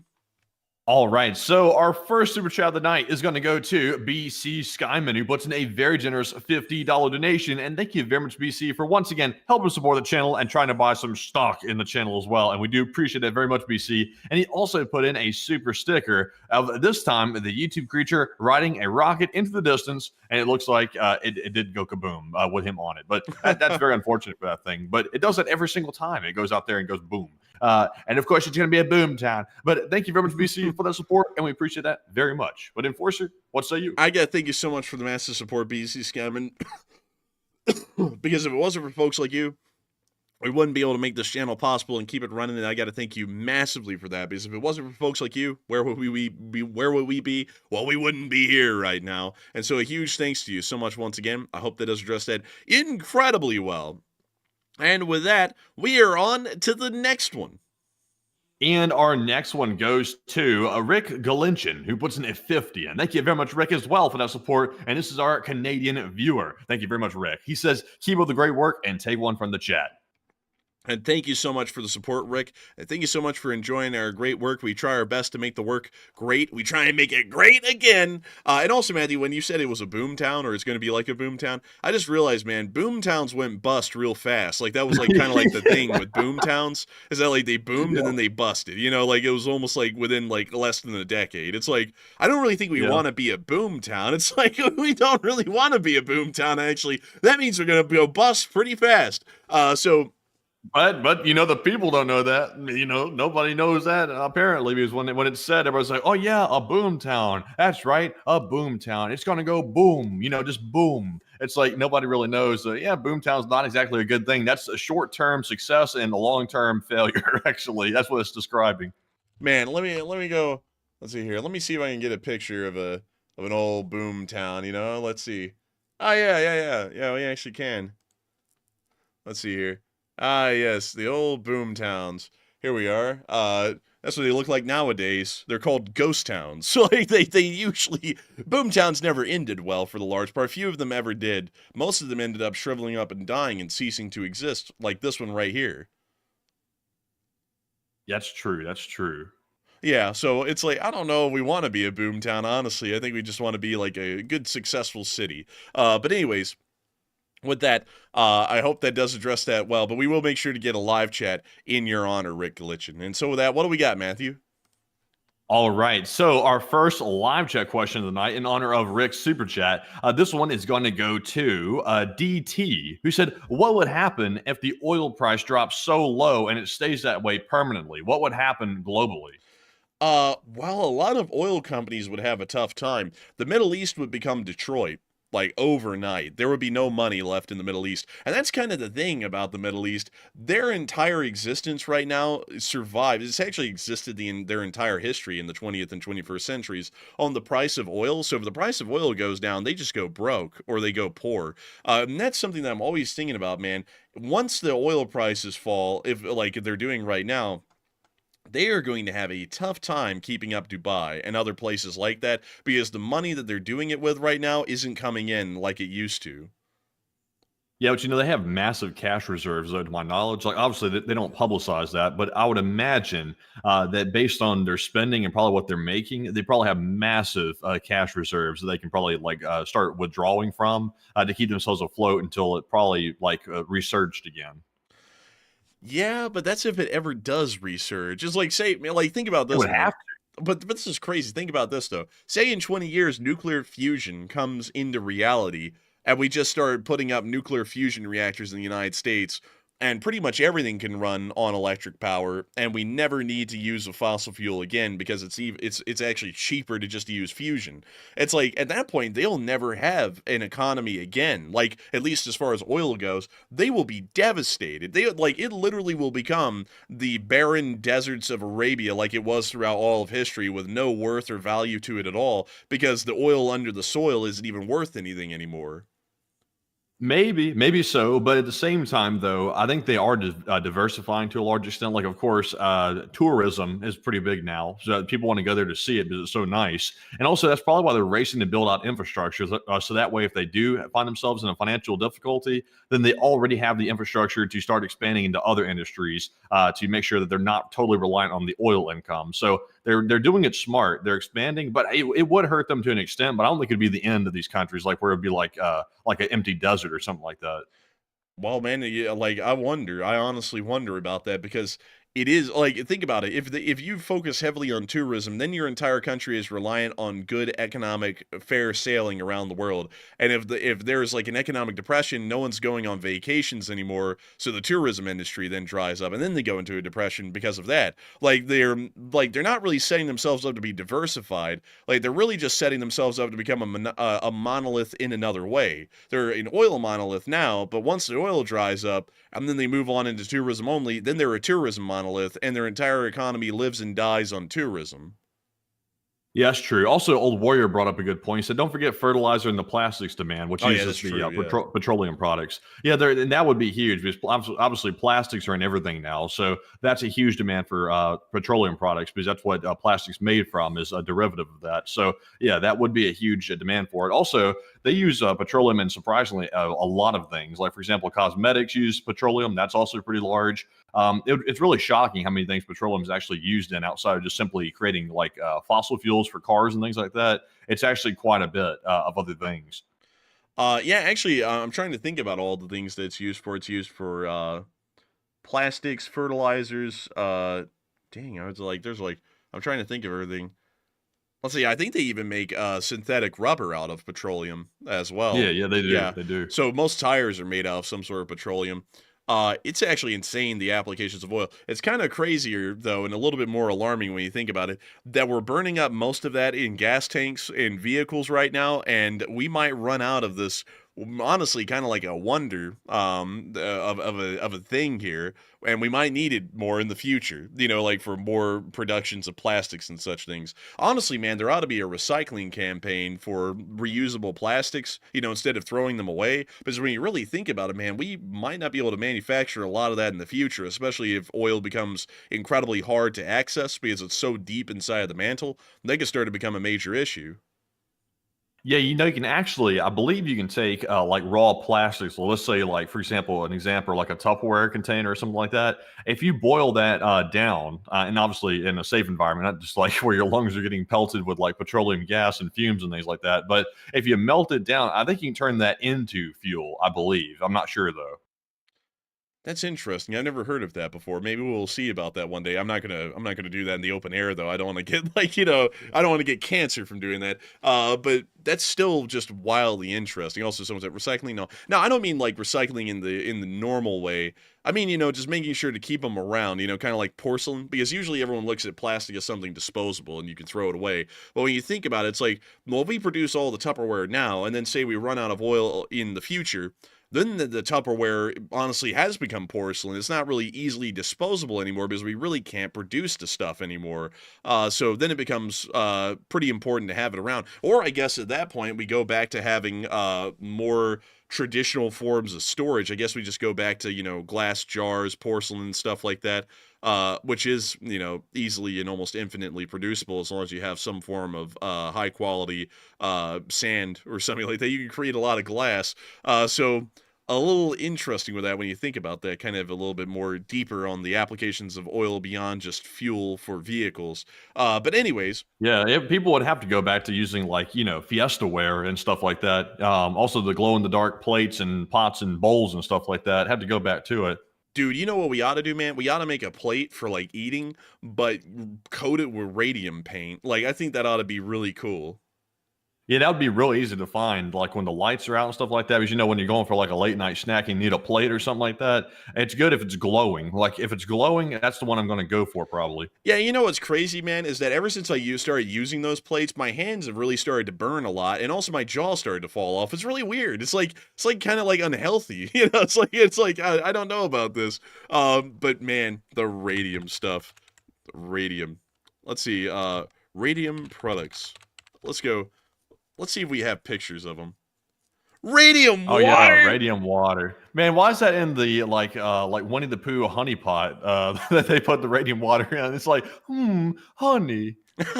Bro, you drink that, you just get cancer in all of your organs like within 2 years. It's like, oh my Man, this god, is Winnie the Pooh's forbidden honey. bro, that is more radium water, dude. This is kind of like the asbestos shoveling competitions. You ever seen those, Matthew? No. Here we go. The asbestos shoveling contest. Who can shovel the most asbestos in the shortest amount of time?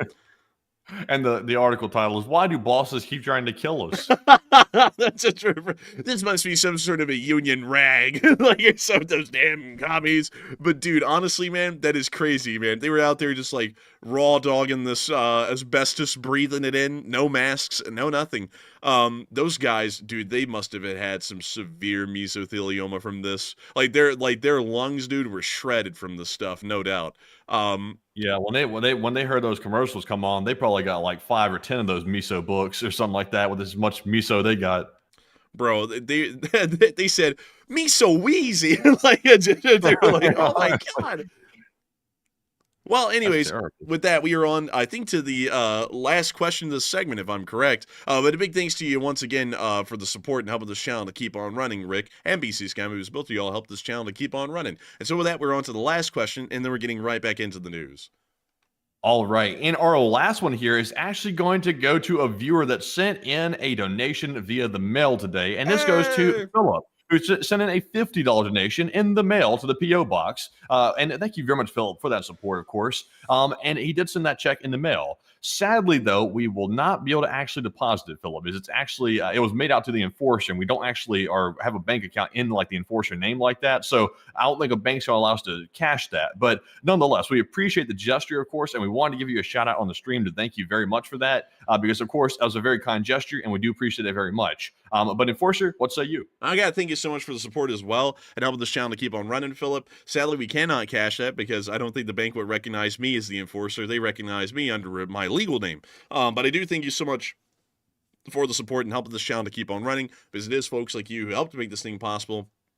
and help us to keep it running, although we cannot cash it. So a huge thanks to you so much once again. And moving on from that and back into the news, a little bit later on the night, funnily enough, we actually have a little bit of news about the Carl Vinson. It has finally arrived in the middle of the East. US Centcom published this video today as my taskbar kept showing up, although that's a little weird. My taskbar shows up at the bottom, although the video's on screen. But anyways, here's the clip.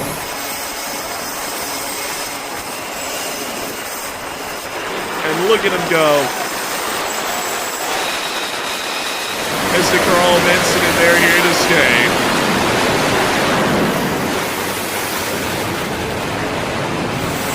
Wow. What was that? I can't hear over the sound of this deafening loud roar. It's so loud, but it sounds like America. Man, it sounds American. I like the front of this Hawkeye right here.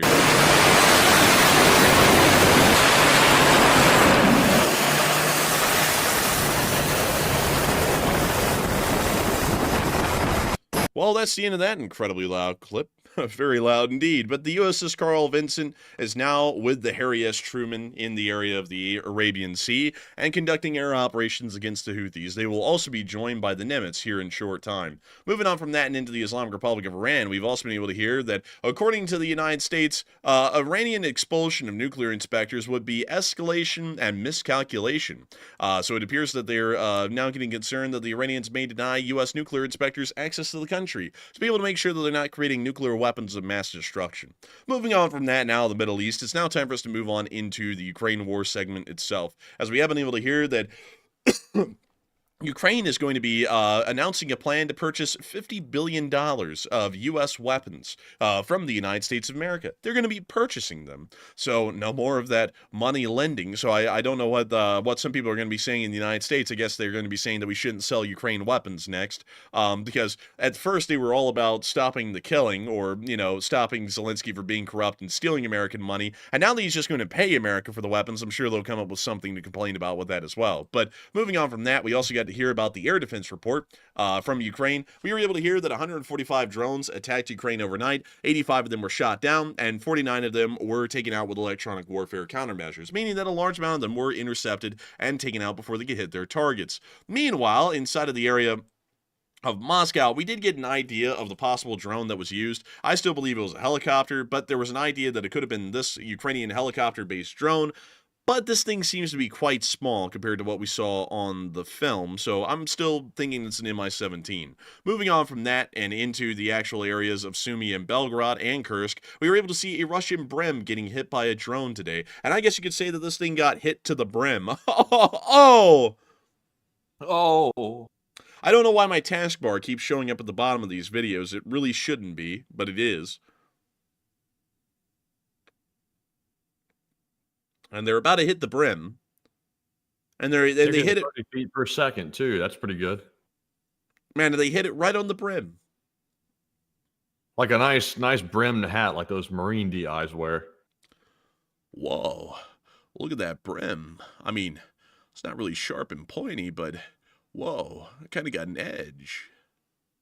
Whoa, the intimidation. That dude, that guy, man, you could show him a video of a modern drone trying to be like, whoa, that hat just looks wrong. Back in my day, they were just better. I have a feeling that if you took a video of that guy in the Marines and he played it for him today where he didn't recognize it or something, he'd probably mock himself if he didn't know it was him. Oh, he would, dude. His whole shtick is just shitting on the U.S. and then pretending like he's a patriot. That's his whole thing. But moving on from that, we also got to see them hitting the Russians hitting some Ukrainian vehicles in Kursk, interesting enough, with their FPV drones, the fiber optic ones. They set it on the street and then ambushed the Ukrainian Humvee as it was driving past, which we can see right here. We actually see the Ukrainian Humvee was moving along quite slowly. And this FPV drone was literally just kind of sitting in the street waiting for it. When you see the Humvee try and move out of the way, but it was too late, and it went straight through the windshield, most likely taking out the crew. We can also see another clip here of a Ukrainian vehicle that appears to be a civilian car that's been requisitioned for military use. We can see the Ukrainians apparently spotted the drone, possibly this time, and were hopping out of the vehicle. And we can see the drone making its way straight into the windshield of the car and then destroying it. We're not incredibly sure if there were any Ukrainians still inside. It appears they may have dismounted and abandoned the vehicle beforehand. We can also see them hitting another Humvee here in the front area of the hood. But that's the end of the clip, and showing that the Russians are developing nastier tactics with their FPV drones to try and catch Ukrainians by surprise. And it looks like it might actually be working a little bit. But moving on from that, we also got to see the 47th intercepting a Russian drone over their skies. There's the drone. We see him whipping out the man pad. I think that might be a Piorin. And there goes the missile. And they got it. Oh, they got it. Look at that. Jaga jaga. Oh my god. He is screaming. Bro, was that Mr. Beast? Oh, go back. Let's see here. Nah. Nah, I don't think that's Jimmy Donaldson. Nah, that's not Jimmy Donaldson. Moving on from that, we also get to see them hitting a Pantsir S1. All right, we're going to be muting that, but we can see the Pantsir S1 right down there. And it got hit right on the rear. We also see them taking out a radar as well, hitting it right on the radar dish, and taking out a Buke as well. Well, that's the end of that clip, but it appears that a couple of the air defense systems in Belgrade were taken out. Meanwhile, moving on to our location unknowns, we were able to see a Russian evacuation team getting hit, and this was in their own view. This is driving me crazy, folks, with how like the taskbar isn't disappearing at the bottom of the screen. I have no idea why that's happening, but we are going to watch the clip. We can see them trying to run away. Suddenly, it might be possibly shooting at the drone.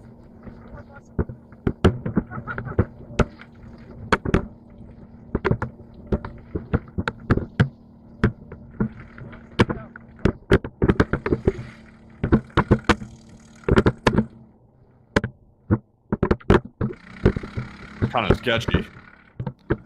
Whoa, it's kind of sketchy. Hey, listen, I'm no off-roader maniac, but this is pretty tough. Look at him falling. Look at him.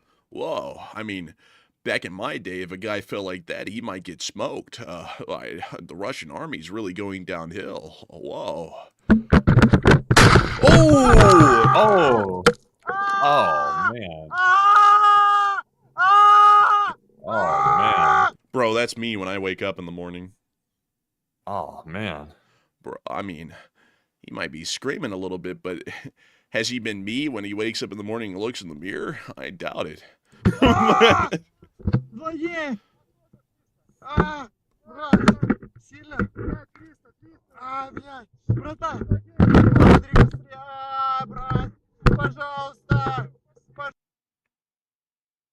Damn. I mean, whoa. Looks like he got hurt. Moving on from that, we also got to see some Russian motivation. What does that look like? It looks like it's from Moto Life Ukraine. Now, I don't know a lot about motorcycles, but I'd have to call these guys a hyper motard because, whoa, look at that inspiration. They're standing over him and they're giving him a little bit of a roughing. Now, that's what I used to do back in the day. We had a guy in our unit. He wasn't really enthusiastic, so we dunked him in a bucket of water and tried to inspire him, but he stopped moving forever, and I don't really know what was up with that. I just think it was kind of weak. There's something. What's going on here? Like the Russians are giving motivation to the troops? They're giving motivation to the troops. We see this is the guy they're giving motivation to. Oh, wow. They're kicking him.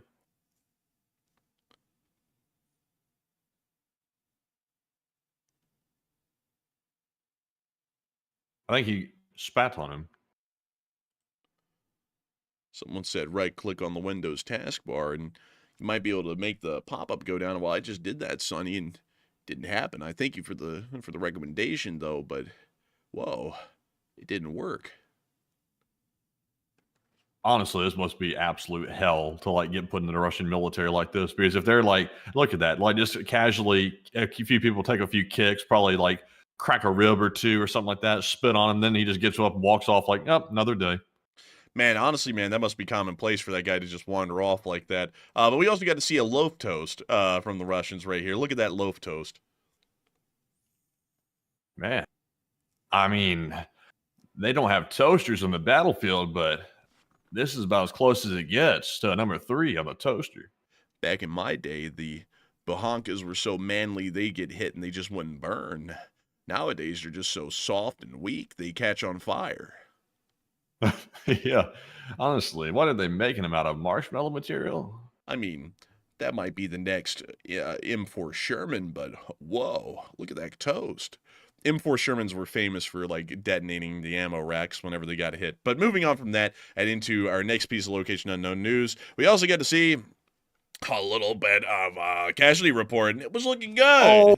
Oh, look at that. 4 special equipment for Matt. I love to see that over there by Miss Disha in the comments, and it is 4. That's one of the highest they've had in a minute, actually. That's very good. They're about to cross the 3,800 mark here eventually. It'll probably take a few days, but they're getting there, slowly but surely. But Enforcer, tell us more. And I'll tell you this, Matthew, you did get that shout out from Miss Disa. I saw her say that earlier in the chat, and I was like, you did get that shout out. We were able to hear the troop losses are up to, along with big jumps, along with big jumps in artillery and drones, and tanks. MLRS and AA are getting scarce, and 169 supply trucks is the 8th highest loss, tied with 2 other days in February and March, and 4 Bobcat skid steers were lost. So it's time for us to get on into that report in full. 1,420 Russian soldiers were wounded and killed over the past 24 hours, along with 12 APCs, 169 supply trucks, 3 main battle tanks, 70 artillery pieces, 105 drones, and 4 Bobcat skid steers. Today was a pretty good day, and it's only getting better these days with what's going on the front. Near to Kupiansk, we were able to see that the 2nd Tank Battalion of the 3rd Brigade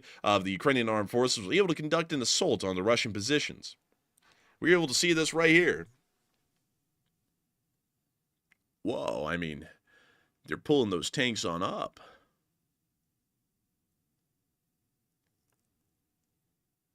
They got a lot of guys getting out here, a lot of guys.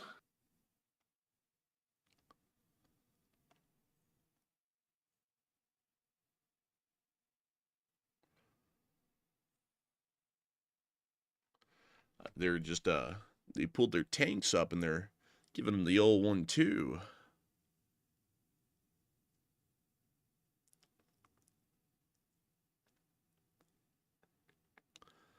We see them just popping them. I mean, they're popping them more than than a bad body cam. Whoa.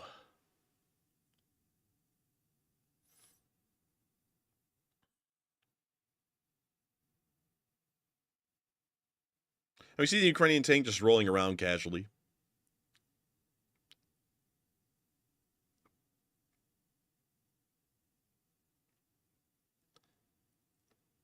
And we can see them continuing to just roll on through right there. And now we can see the footage is being sped up a little bit.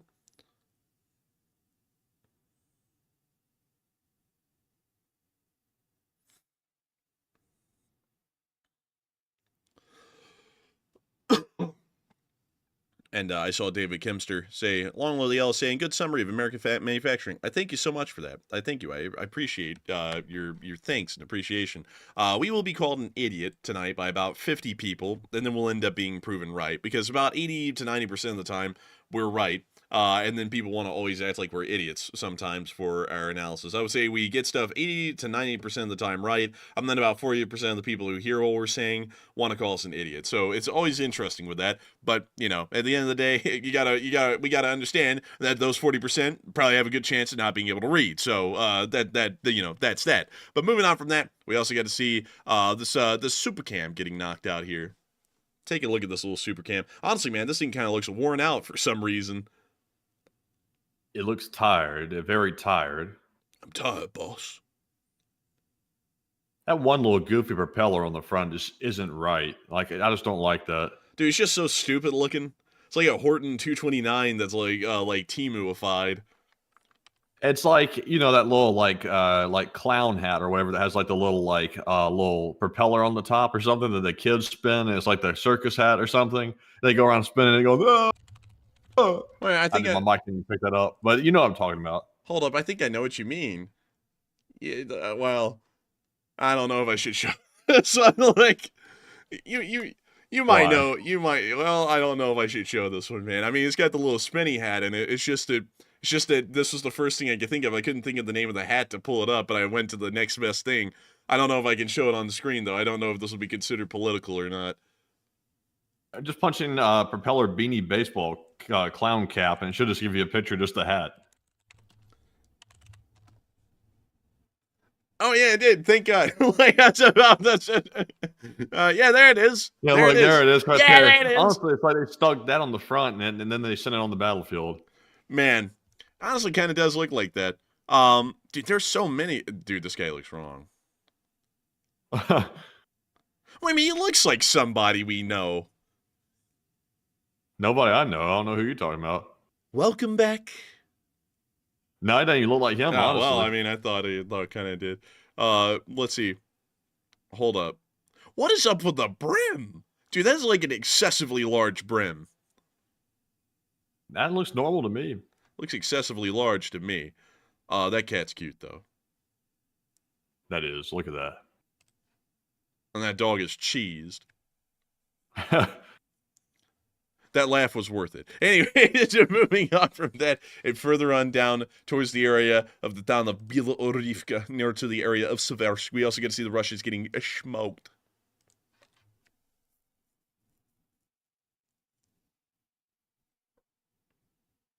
The heck kind of vehicles are those even? Oh, look, a dirt bike. Whoa, look at that Ducati. I mean, the Russians wouldn't be rich enough to have a Ducati, but whoa. And we see a Russian getting smoked down there. Clip's turning into a slideshow, but we're still keeping it real.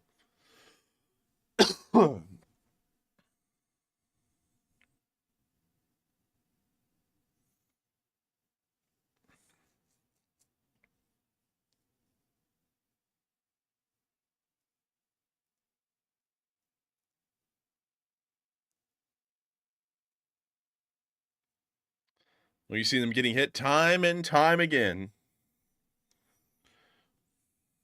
Oh, and that's the end of that clip right there. But a tough time for those Russians, that's for sure. Moving on from that and down towards Chasiv Yar, we also get to see Ukrainians hitting more Russian forces as they were able to hold their ground today.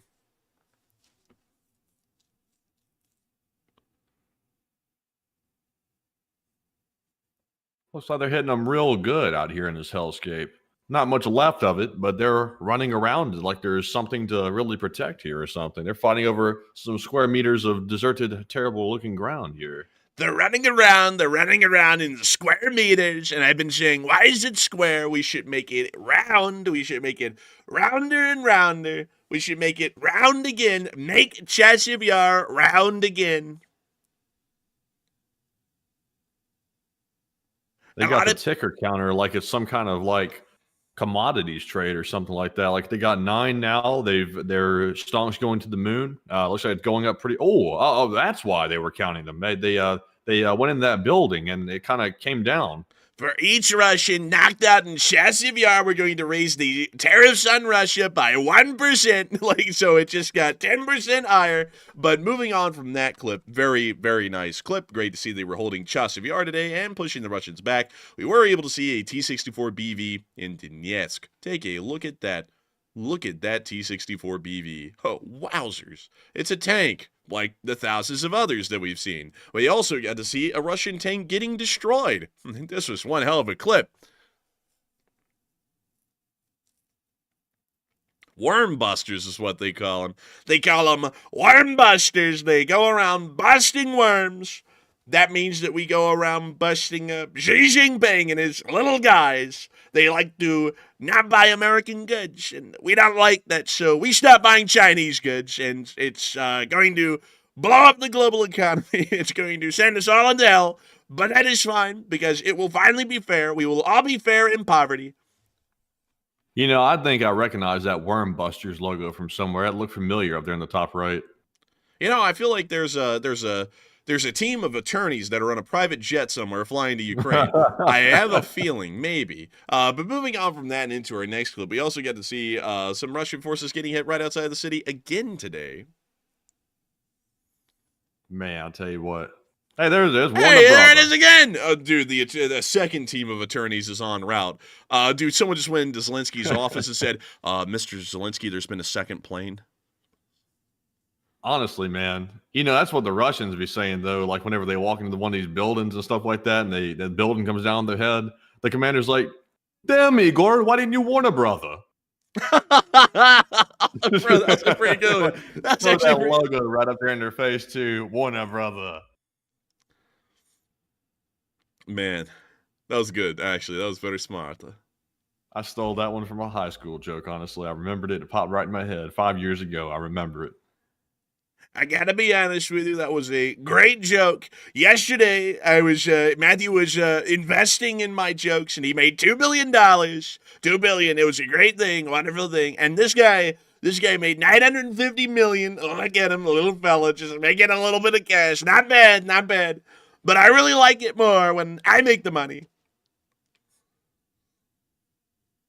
Always remember to warn a brother, folks. Always remember. I'm going to ride that joke out right there. I'm capitalizing hard on that one. Matthew believes in a nice, good, healthy dose of plagiarism, and that is something that I cannot be against. I really like it. Oh, boy. As I have always said, we have nothing to fear but depression itself, and we have to make sure that we hit these tanks. We have to hit them well. They said, Sir, we cannot slam these tanks hard enough. I said, slam them like you would your mama. And they started slamming them really hard. They had slammed them harder than we've ever seen. A lot of people have been saying that it is so hard, it's like the rug has been pulled out from under them. Something I've had personal experience with my crypto. But beyond that, maybe that one was a little... Some say that Enforcer Matt's jokes are so good that they wrote about it in the papers 50 years before he even said them. That's how good they are. They wrote about it in the papers. They even turned the cameras off when he said them. They said they don't want this to be seen on camera. Turn it off right now. Turn those lights off. It's too much, too bright. I need glasses. Warner brother. Some people have been saying that he's going to ride this until it's dead, and I'd have to say that I am absolutely agreeing with you. He has said this joke 3 times in 3 minutes. That is one Warner brother per every minute. He's going to do this for the rest of the night.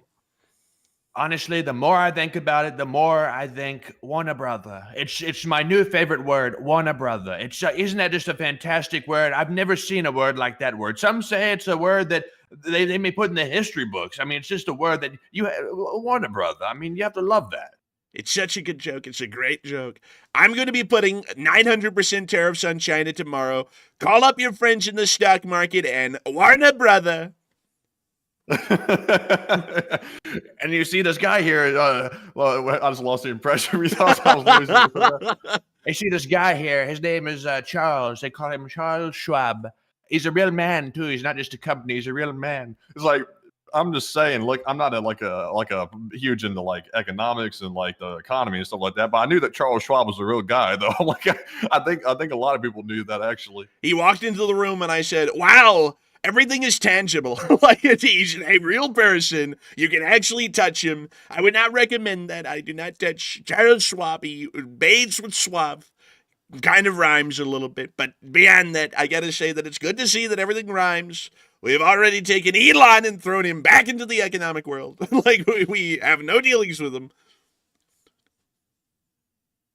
We can see this drone right here dropping a little bit of what we call thermite bath on top of the MTLB. A lot of people have been saying that thermite's a little bit hot, but as I say, I like my showers with hot water, not cold water. I do not like long, cold showers.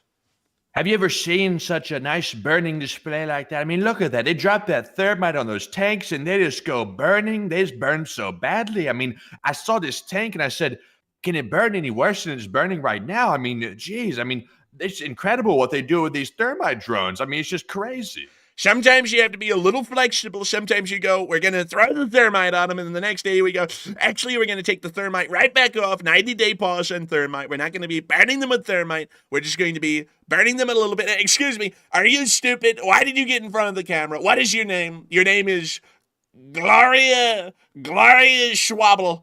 Well, we're going to be putting you all over TV. You're famous now, but not for the good reasons, bad reasons, terrible reasons. Your ratings are dropping. You had to give up while you're behind. You had to go home. You only have half the brains you're born with. Absolutely ridiculous.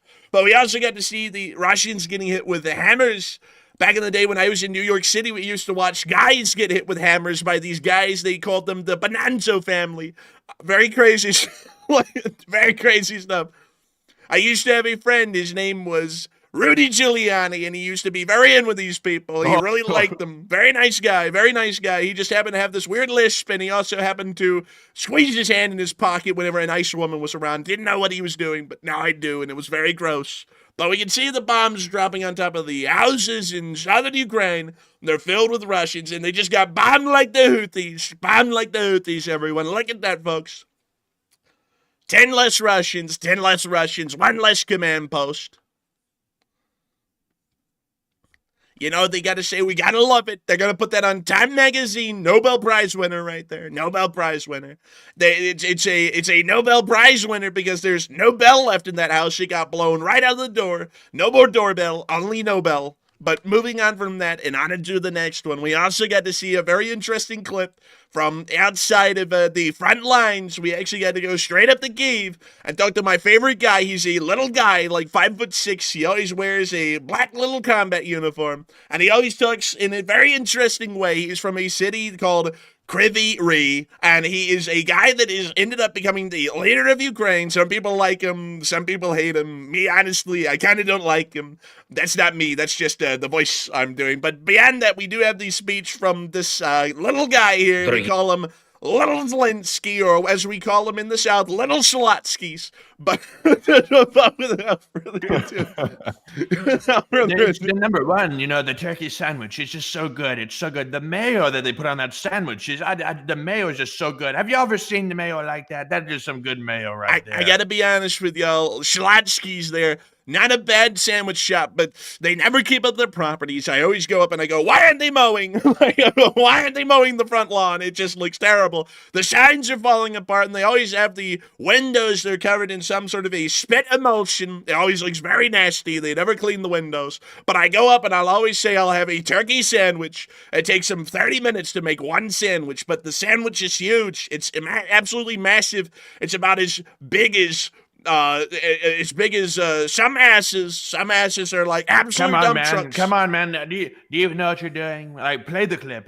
Are you good at your job? I'm great at my job. I'm better at my job than you are. Are you good at your job? What company are you with? What company? Are you with Enforcer Media? I've never heard of you. Never heard of you before. Ratings are terrible. Absolutely terrible. Get with it. Get with it. But nevertheless, we're going to watch the guy in a little jumper and give us a little speech. So here we go. Without further ado, here's the speech. І українці, українки зараз тривають роботи в Дніпрі на місці удару російської ракети. Попередньо балістика. На жаль, одна людина загинула. Мої співчуття рідним та близьким. Станом на цей час відомо про те, що 5 людей постраждали. Всім надається допомога. Сьогодні вже була повітряна тривога в Києві через ударний дрон. Багато повідомлень з областей про російські удари та обстріли. Зокрема, Нікополь, удар російських FPV, 5 дронів – це абсолютно усвідомлений удар по місту поблизу продуктового ринку, просто по цивільних. Поранення отримали 12 людей, і серед них 1 дитина. Також російські удари по Харківщині, по Донеччині, Запорізькій та Миколаївській областях, Сумщина, постійні удари керованих авіабомб. І все це вже майже через місяць після того, як Сполучені Штати Америки запропонували повне припинення вогню.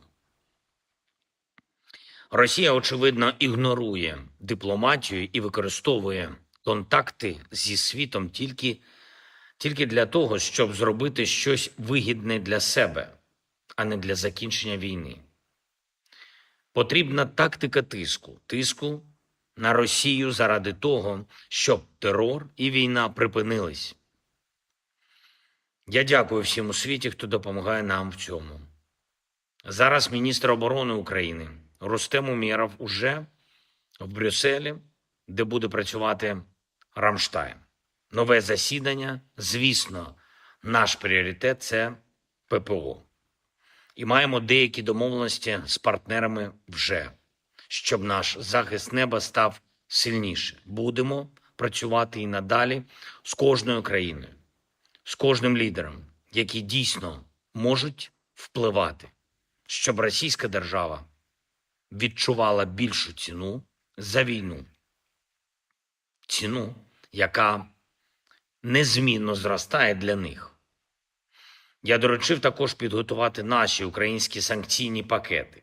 Є відповідне обґрунтування від спецслужб. Це сильні пакети і щодо тіньового танкерного флоту, який Москва використовує, щоб фінансувати війну, і щодо пропагандистів війни, тих, хто фактично намагається послаблювати наш захист і допомагати Росії, і також щодо деяких функціонерів.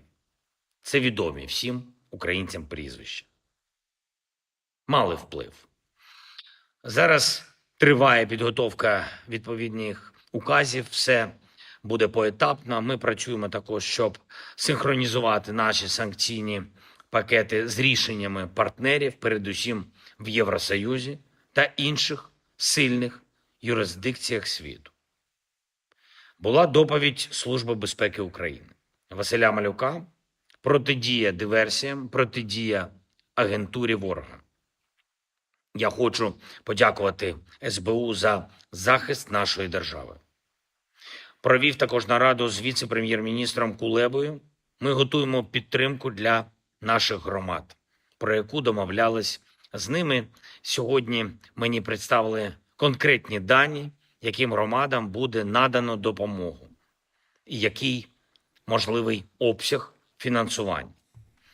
Кабінет міністрів найближчим часом ухвалить рішення. Слава Україні!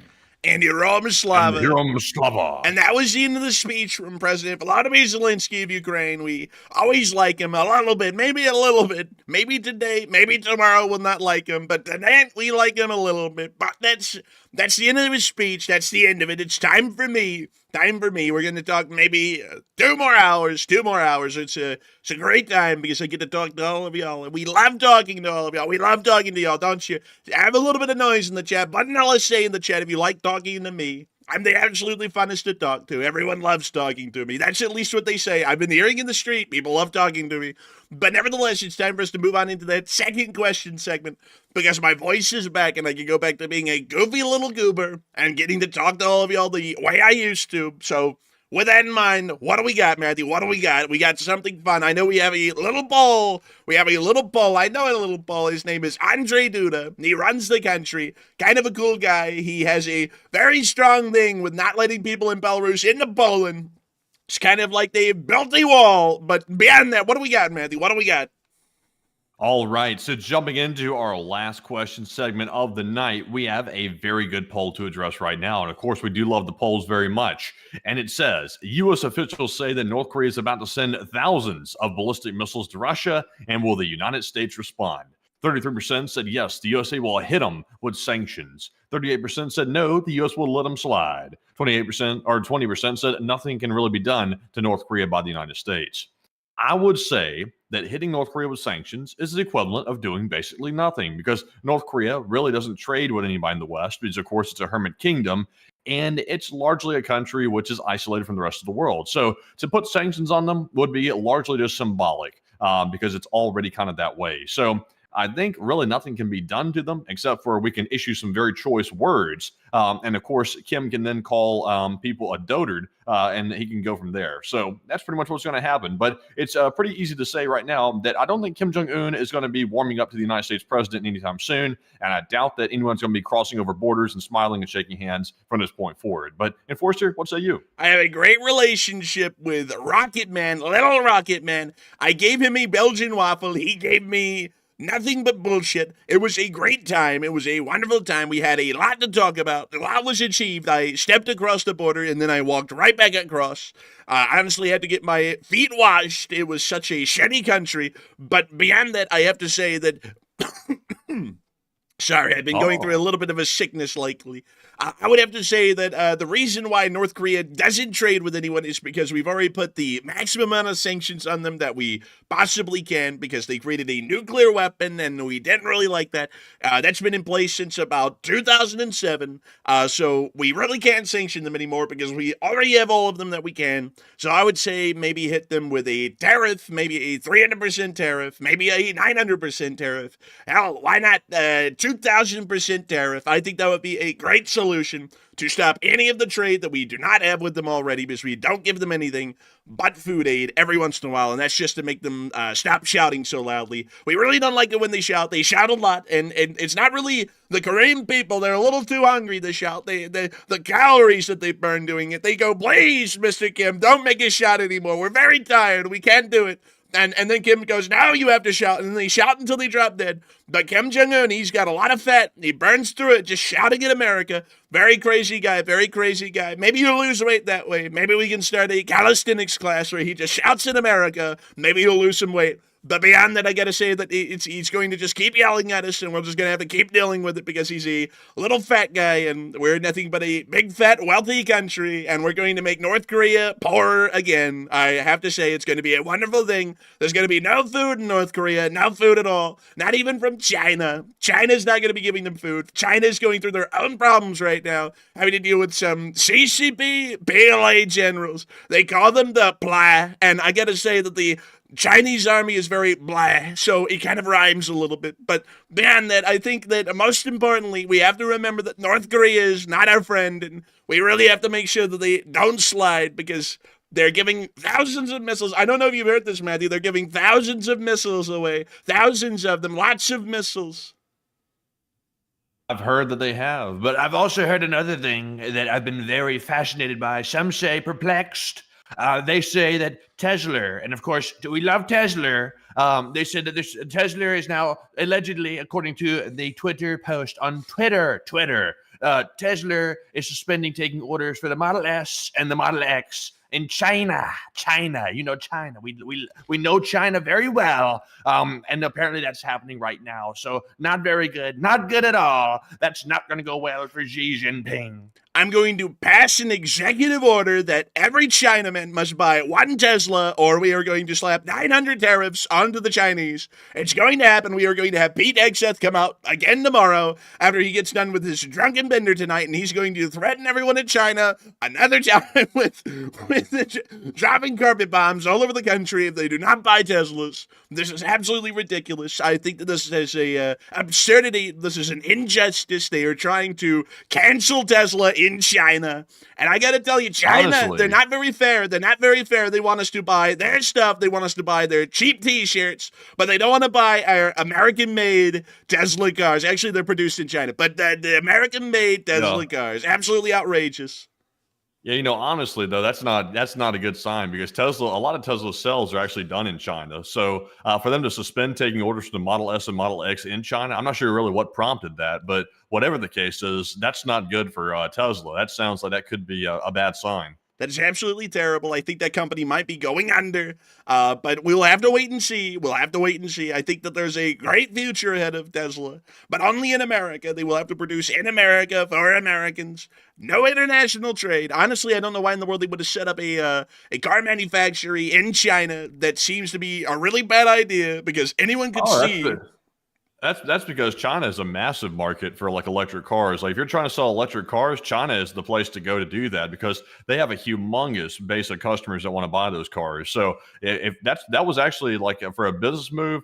Now I will say it wasn't smart to go to China knowing that they could take over your manufacturing at any point. That's not good. But at the same time though, if they're trying to make some quick cash, that was probably the way to do it. I think they call it a gigafactory. They call it a gigafactory. It produces loads of cars in China. But the problem is, Matthew, is that anyone with a brain would have seen that eventually the whole American-Chinese relationship was going to fall apart within the next 7 years. So what kind of sense did it make to produce cars in China? It makes no sense at all. Honestly, Elon was being a little greedy with that one, a little greedy. He said, let's go sell cars in China. I said, why would you do that? That's a terrible idea. Terrible idea. We're not going to be friends with them for very long. They're going to be invading this little island called Taiwan. Why not sell them in Taiwan? There's a lot of people in Taiwan that want an electric car. They create all kinds of things. Semiconductors, wafer chips, not the edible ones. The edible wafer chips are made here in America. They're 100% American. I highly recommend that you buy them. But the wafers that we put in our computers, they are made in Taiwan. Very nice wafers, but we want them to be made here in America. Made in America is what we call them. And they're going to be made in America. And then we might leave them out to dry. I don't know. We'll have to circle back on that one. Heat excess might threaten to kill the Chinese again if we leave them to dry. I don't know. But I have to say, one important thing that we have to remember, Matthew, is that China is not a friend. I don't know why you want to do business with China or Xi Jinping. Absolutely crazy. It's like doing business with trending agua. Absolutely crazy. Not a good relationship. Very bad. Very sad. But anyways, with that, I don't know how I'm able to do this voice for so long. My voice wasn't great even yesterday. They're not pushing. I'm pushing it. I'm absolutely pushing it because we always got to push it big. They go, sir, please don't push it. And I say, I'm going to push it. I'm going to push it just a little extra. Bing, bing, bong, bong. And then we push it a little bit more and it keeps going for another minute. It's the gift that won't stop giving. It's the gift that won't stop giving. And that's why as a big thank you for all of y'all making it through this, I'm going to be throwing another 300% tariff on China. They are going to be going broke. We are going to be going broke, maybe too, but they will really be going broke and they will really be hurting. They'll be sitting on top of their shirts. They'll be drowning in t-shirts. And they'll be going, please let us sell. Please let us sell. Europe won't even be able to buy them all. Everyone in Europe is going to be wearing 9 t-shirts at a time to keep up with how many t-shirts China's making because they just can't keep up. And Europeans are thin. Europeans are very thin. Obesity, not a great thing in Europe.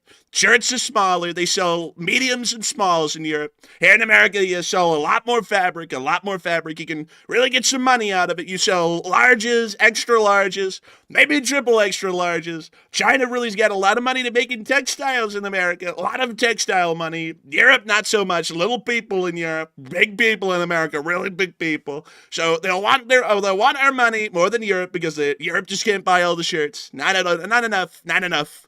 But anyways, I have to stop doing that voice. I'm going to get stuck doing that all night long. And honestly, I feel like I'm having a roll because a good amount of people are laughing at this. But we'll leave it for there. If y'all want to keep laughing at that segment, just rewind. It will exist forever now. But with that, it is time for us to move on into the actual question segment. So what do we got, Matthew? All right, so moving into our super chat right here. This one goes to Kepi Kai, who puts in a $20 donation. And thank you very much, Kepi, for that $20 support. And we appreciate it very much. I think that might be the first ever super chat. And we do appreciate that. And Kepi said, hello, on behalf of the Silent Army, the Lurkers. And we support you too. And some of us are just shy. I got to thank you so much for the massive support, Kepi. And thank you so much for being one of those silent lurkers who have come out to the open in the front. It is folks like you who support this channel and throw in some kind words from time to time that help to make this thing possible and help us to keep it rolling day in and day out. If it wasn't for folks like you, we wouldn't be able to make this thing possible and keep it reality each and every day. And I got to give a huge shout out to all those silent lurkers out there who have watched this show for endless years at this point, but never comment and never support because y'all make up the bulk of our viewership, actually. The people in the live chat are like a small percentage. I think it's like 1 or 2% of the audience live chat. 98% of y'all are lurkers. And I got to thank all of y'all for being lurkers and enjoying the show. We never get to get direct input or commentary from y'all, so we're always happy to hear from the lurkers that y'all are happy and pleased. And so a huge thanks to you so much once again for representing the Union of Lurkers tonight. And I got to thank you once again for helping this channel to keep on running. And with that, we are on to the next one. All right, and our next one goes to Wubba, who's, of course, a longtime channel legend and puts in a $20 donation. And thank you very much, Wubba, for that 20 as well and helping to keep the channel running. And Wubba said, working on my alt, picking and string crossing and watching the enforcers. I don't know what a picking and string crossing is, but I do thank you for being here, Wubba. You're a legend and an old god as well. And I gotta thank you for being here tonight. And enjoying this channel and supporting it. Because if it wasn't for folks like you, we wouldn't be here right now. You know where we'd be? We'd be down in downtown Birmingham. We'd be out there with a cardboard sign asking for money. But actually, Matthew, it's not cardboard. It is called what, Matthew? Pressed corrugated packing material. Corrugated packaging. Corrugated packaging, because the people in the industry don't call it cardboard. They call it corrugated packaging because they find cardboard to be derogatory or something. I don't know. But beyond that, Matthew, why do they actually not call it cardboard? Did they ever explain? Because the cardboard is actually one piece of the actual like construction of cardboard. Cardboard is two pieces of actual cardboard, this thin sheets, which are called cardboard, and in the middle is the corrugated part, the part that's wavy. So the three parts together, two pieces of cardboard and the wavy part in the middle, makes a piece of corrugated packaging. But the cardboard's actually the card on top and bottom. Huh, actually, I got to get out my funny voice there. That's actually interesting. I didn't know that. But that is very interesting to learn and discover.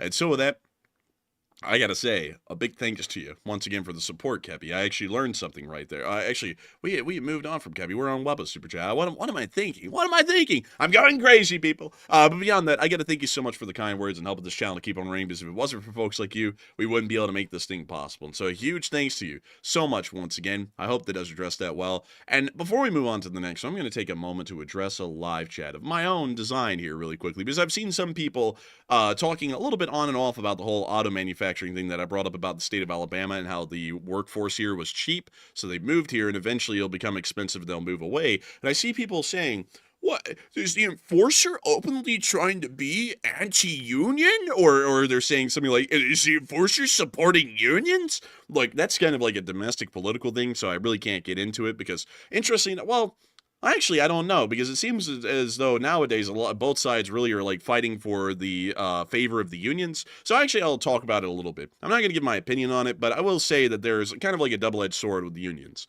Unions are a good thing and a bad thing, depending on what kind of a circumstance they're in. Unions are good when there's an employer just absolutely screwing employees over. Unions are pretty good because they generally allow for those employees to have collective bargaining power to be able to battle their employers and the poor kind of employment standards that they're having.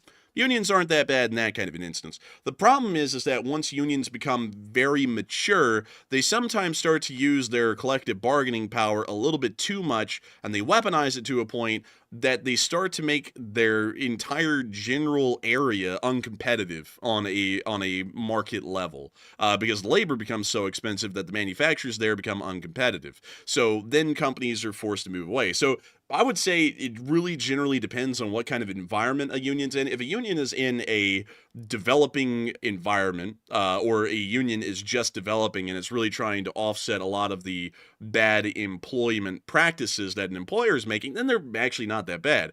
But a lot of unions, once they become matured and they really achieve a lot of their original goals, sometimes they start to push to really just see what they can get, like on top of that that's extra. And then sometimes that can end up actually going the opposite direction. Instead of it being beneficial, it's then not really beneficial anymore. It's actually becoming detrimental to that local economy, and that business will start to look at possible different places to move. That's actually what happened that brought a lot of auto manufacturers down here to Alabama, is that we didn't have any of the labor laws that existed where the legacy auto manufacturers once were here in America. So then they all moved down here into the Southland, and they're still here to this day. So with that, I hope that does address that well, at least the best I can, in my opinion. But largely, it's kind of like, really, to be honest with y'all, everything's kind of a double-edged sword. Like, I'm not against unions, but I'm not really for them. It really just depends on a case-by-case basis. Because I know one thing, I'll be honest with y'all. One time I was working at a grocery store here in Alabama, and it was such Matthew actually worked at the same one as me. It was such a shitty experience with how they treated you. Like, I actually was a person who was like, dang, it kind of would benefit in here for them to have a union a little bit. Like honestly, Matthew, I don't know, like, if you were thinking that too, but sometimes with the stupid stuff that you do, you would just be like, man, like, that's actually messed up. I think they do have a union for that grocery store, I believe, in a different state. Not here, I don't think, but I think there is a union in another state for it. Yeah, I can see why, man, because they were like the crappiest management that I had ever seen, at least in my store. Like they would do the It's craziest just stuff. It's just honestly though, with unions are a double-edged sword in my opinion. I'm not going to get political with this, but obviously there is obviously an incentive for workers to band together in a union because, of course, the way corporations work is they're motivated entirely by their bottom line and their profit. So unless workers have collective bargaining power, then generally they're going to get stomped on by the corporate leaders. That's just the way it works. But at the same time, though, sometimes unions get carried away. Sometimes they want to start asking for way too much because they realize they have a lot of collective bargaining power. So then they start trying to screw the company over in return, like the company was trying to screw the worker over. And then that gets out of hand in a different way. So as long as unions stay within reason, they're good. But once they start getting overboard and basically starting to reverse the relationship where they start screwing the company over, that's when they start turning destructive. So it's a very thin line with unions where it gets out of hand, in my opinion. Matthew, I gotta ask you this. I think I know the answer here. Did you hear my opinion on unions, or were you busy in the chat? I was busy in the chat, man. Dude, you literally said exactly what I said verbatim, dude. I was like, man, we're on the same page with this. I was like, I don't even think you know it. I was like, but we're on the same page with it. So when you were saying all that, dude, I was like, that's exactly what I was saying. But you see, though, here's the problem. Here's the problem. You didn't come up with the idea. That's the problem. You just took it. You just took it straight from thin air. I mean, I didn't take it. I didn't take it. Nobody remembers second. That's the problem. No, who are you with? Who are you with? You're not with anybody. Nobody knows. Sit down, sit down. I'm the one who said it. I was the one who stole it. I was the one who made it famous. So we're going to have to go with it. It was me, not you, who did it. I hate to tell you, I hate shit, but I hate shit. That didn't sound like him at all, honestly.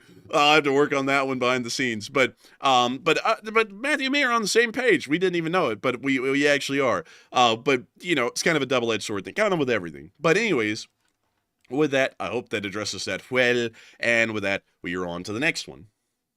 And also, Sap said, without hearing anything, I think unions are a double-edged sword. And it's true. It's true. Too much of anything can be a problem, and even unions can be that way as well. And I can think of a few of them which are problematic right now. And I can also think of a hell of a lot of companies that are problematic to their workers because they treat them like shit.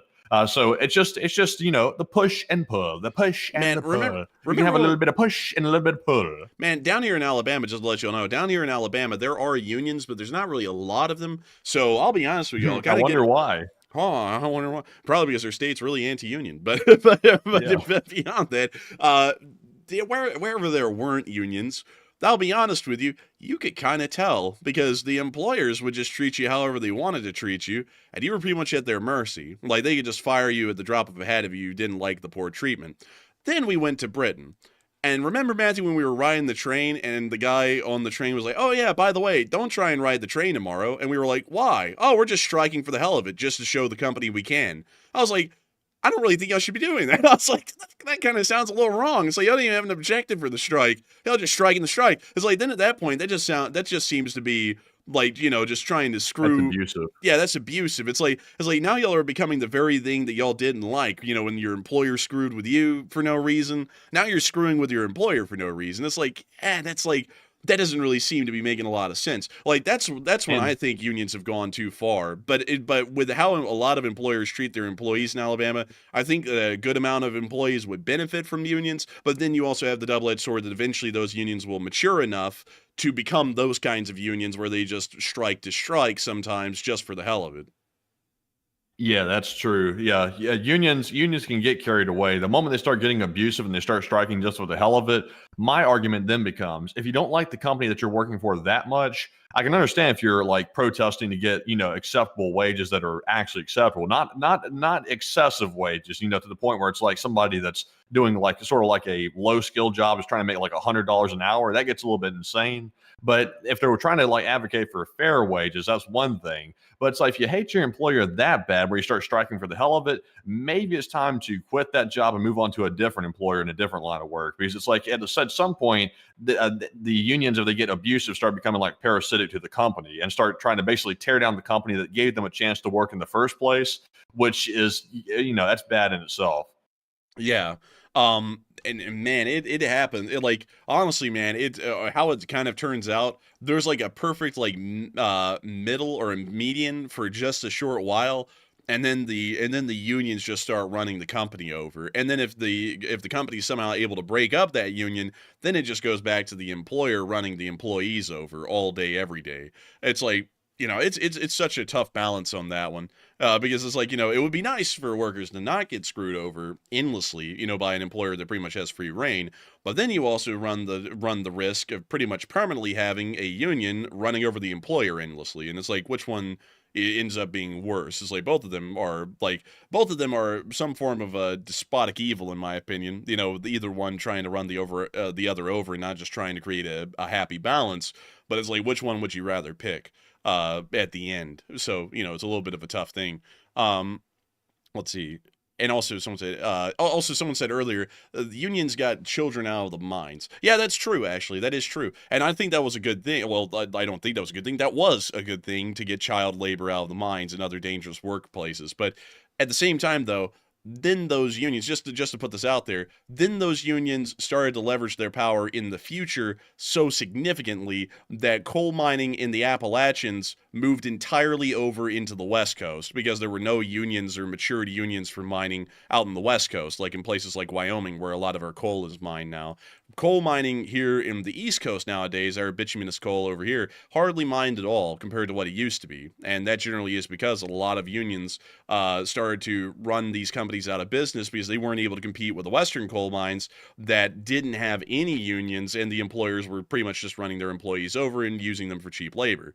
So, it's like, then they not only went over that happy medium, they then started to push the limit until these companies were no longer economically competitive, and then they pretty much collapsed, or they had to move out west. So, kind of the same thing. But anyways, with that, it is time for us to move on into the next one.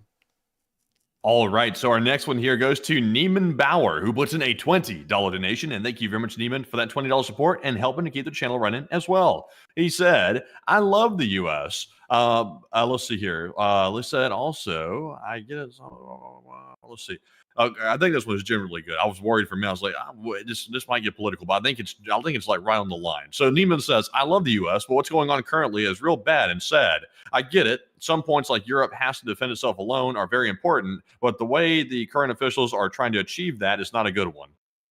I would honestly say that I'm not really a fan of the idea of making the Europeans think that they need to defend themselves on their own, because if they're defending themselves on their own and they're footing that whole bill, what benefit are they really getting from the United States at that point, when they could just start to be a free agent? They don't really have a reason at that point to be a special economic partner and have a special economic relationship with us. If they're footing all of their bills, then they really have, like, even in my opinion as an American, they have full reign to leverage their position in between both China and America for their best positioning in the globe. Like, that's really where they would be at that point. Like, I don't really get that. That's why that's why everyone has pampered the Europeans, like in America, as far as the administrations have gone. Republicans and Democrats alike, since the beginning of the Cold War, have done everything to prop Europe up. Not like prop them up like like they're weak and feeble and they can't make money. Prop them up on their feet, let them have it easy, so that way we can have them as a huge trading partner. That's how it's always been, and it's been very successful. It doesn't sound fair, and it isn't.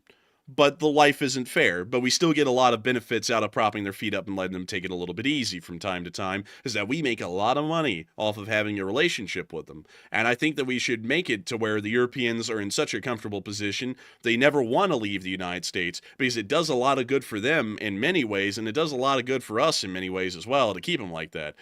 So I do thank you for the support and helping this channel to keep on running. But I don't think that trying to push the Europeans out there to become militarily and economically independent is a good move for the United States in the long run, as far as our economic and strategic positioning in the world is concerned.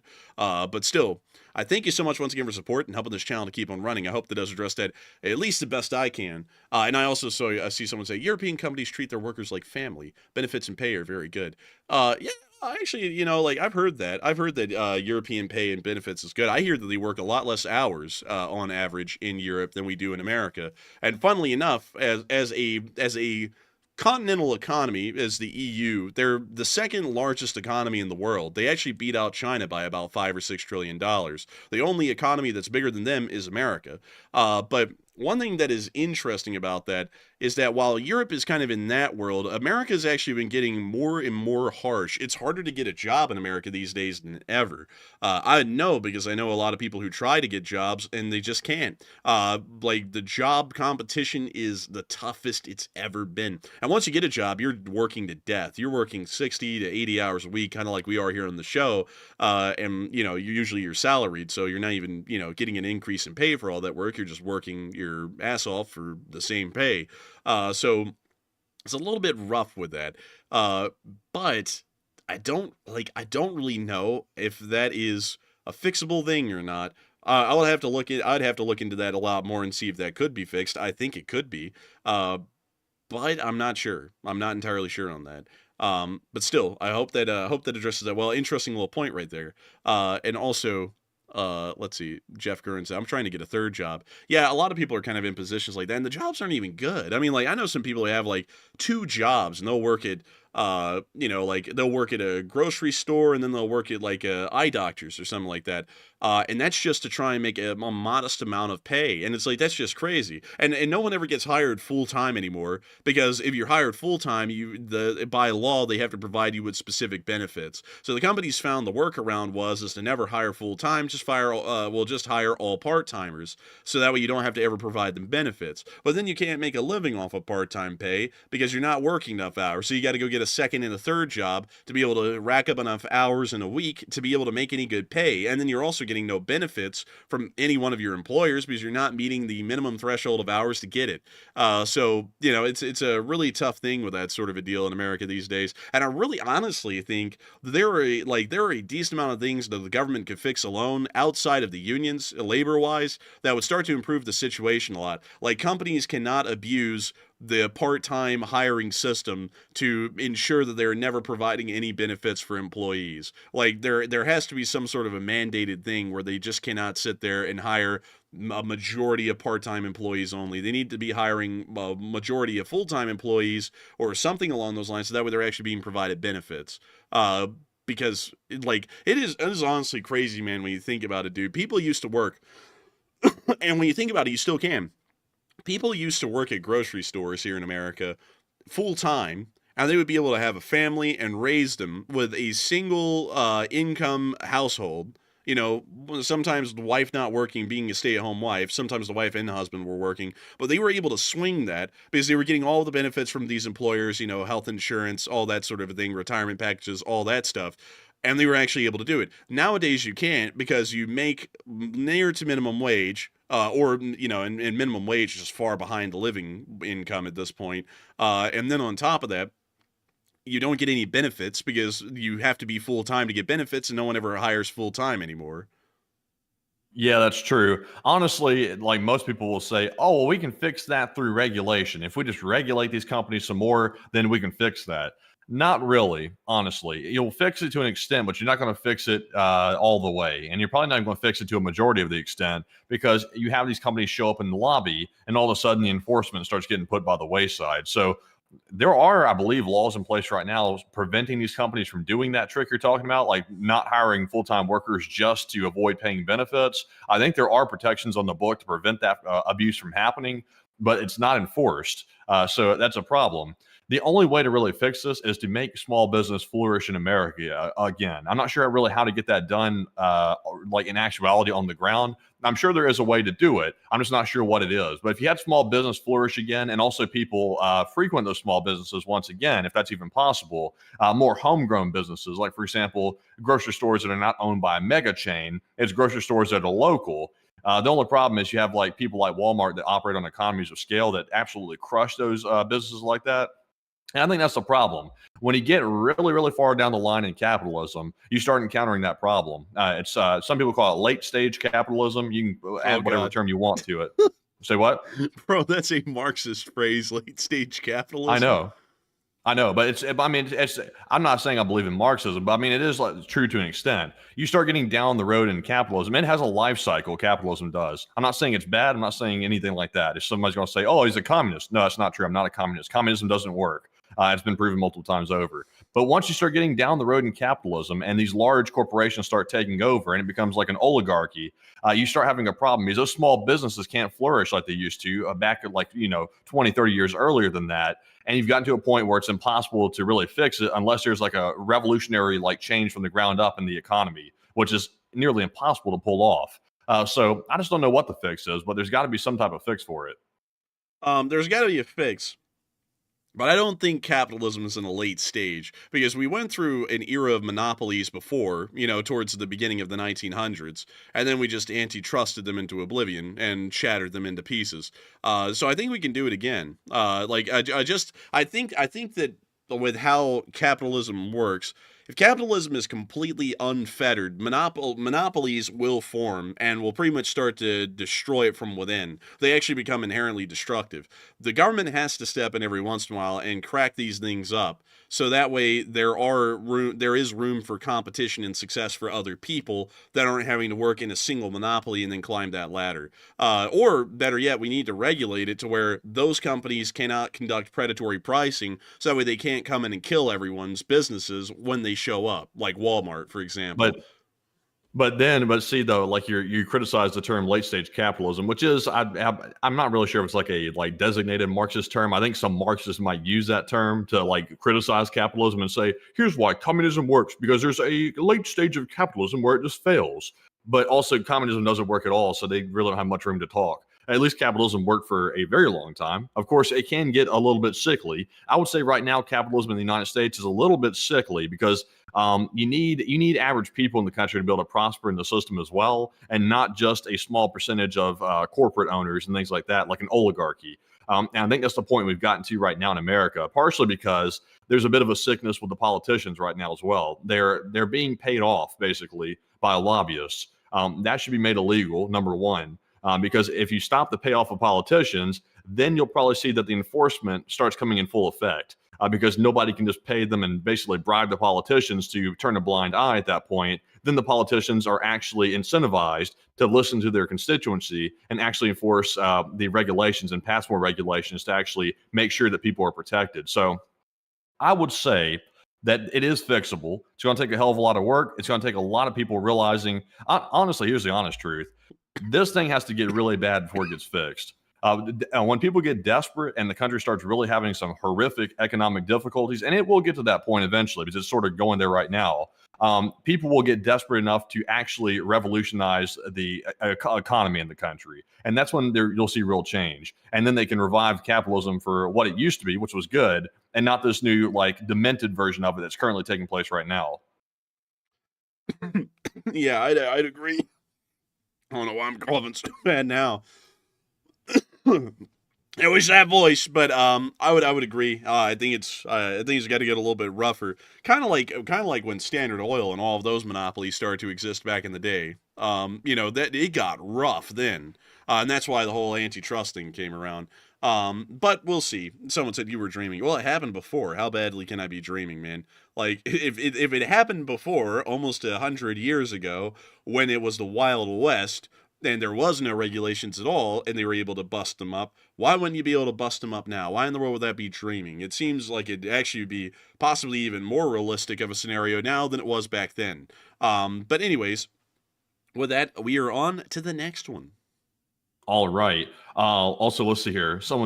Rob said, capitalism is great until it fails and the government has to bail out the banks and corporations. Socialism saved capitalism in 2008. No, we have aspects of socialism in our economy and in our system, but socialism is not the prevailing thought that drives it. That's not it. But bailing out banks and corporations, I mean, that happens in every type of governance. There's always a point, in communism, things like that, that the bailouts have to happen. It's just the thing. I mean, people criticize capitalism, but name one system of governance around the world that's lasted as long as the United States in this type of form. We're still on top of the world, by the way. Like, even in this sort of weakened state that we're in, we're still on top, even in this weakened state. So I think that's a good testimony to the resiliency of it, even with a roller coaster going on right now, which is absolute sheer chaos being thrown at the country. It's still resilient. I'm not sure if it's going to stay that way for long if it keeps getting like tossed around like a washing machine, but it'll still be, I would say, on top. I would have to say that's not socialist to bail out a company. That's been happening since the dawn of time, and a lot of countries where a major company would start to collapse and they bail it out. That's not really communist, because that if the mindset is that doing something like that is communist, it's not really, or socialist. It's not really looking at the larger impact. If that company shuts down, it's decreasing the tax base and it's decreasing economic activity, because tens of thousands of employees that work at that company are about to lose their jobs if that company goes under. So they want to keep it going, because even if the government's going to just, pump money into a company that nearly died, that company survives, people keep getting paychecks, they keep paying taxes. So they're generally avoiding something that will be a lot worse.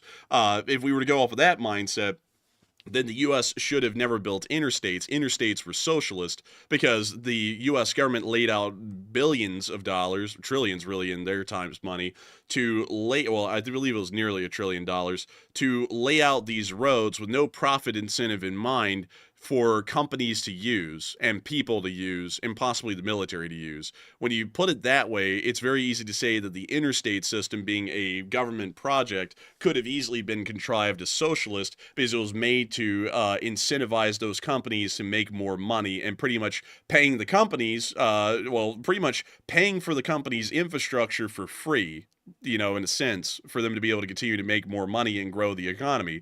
You kind of look at that as socialist, and it really isn't.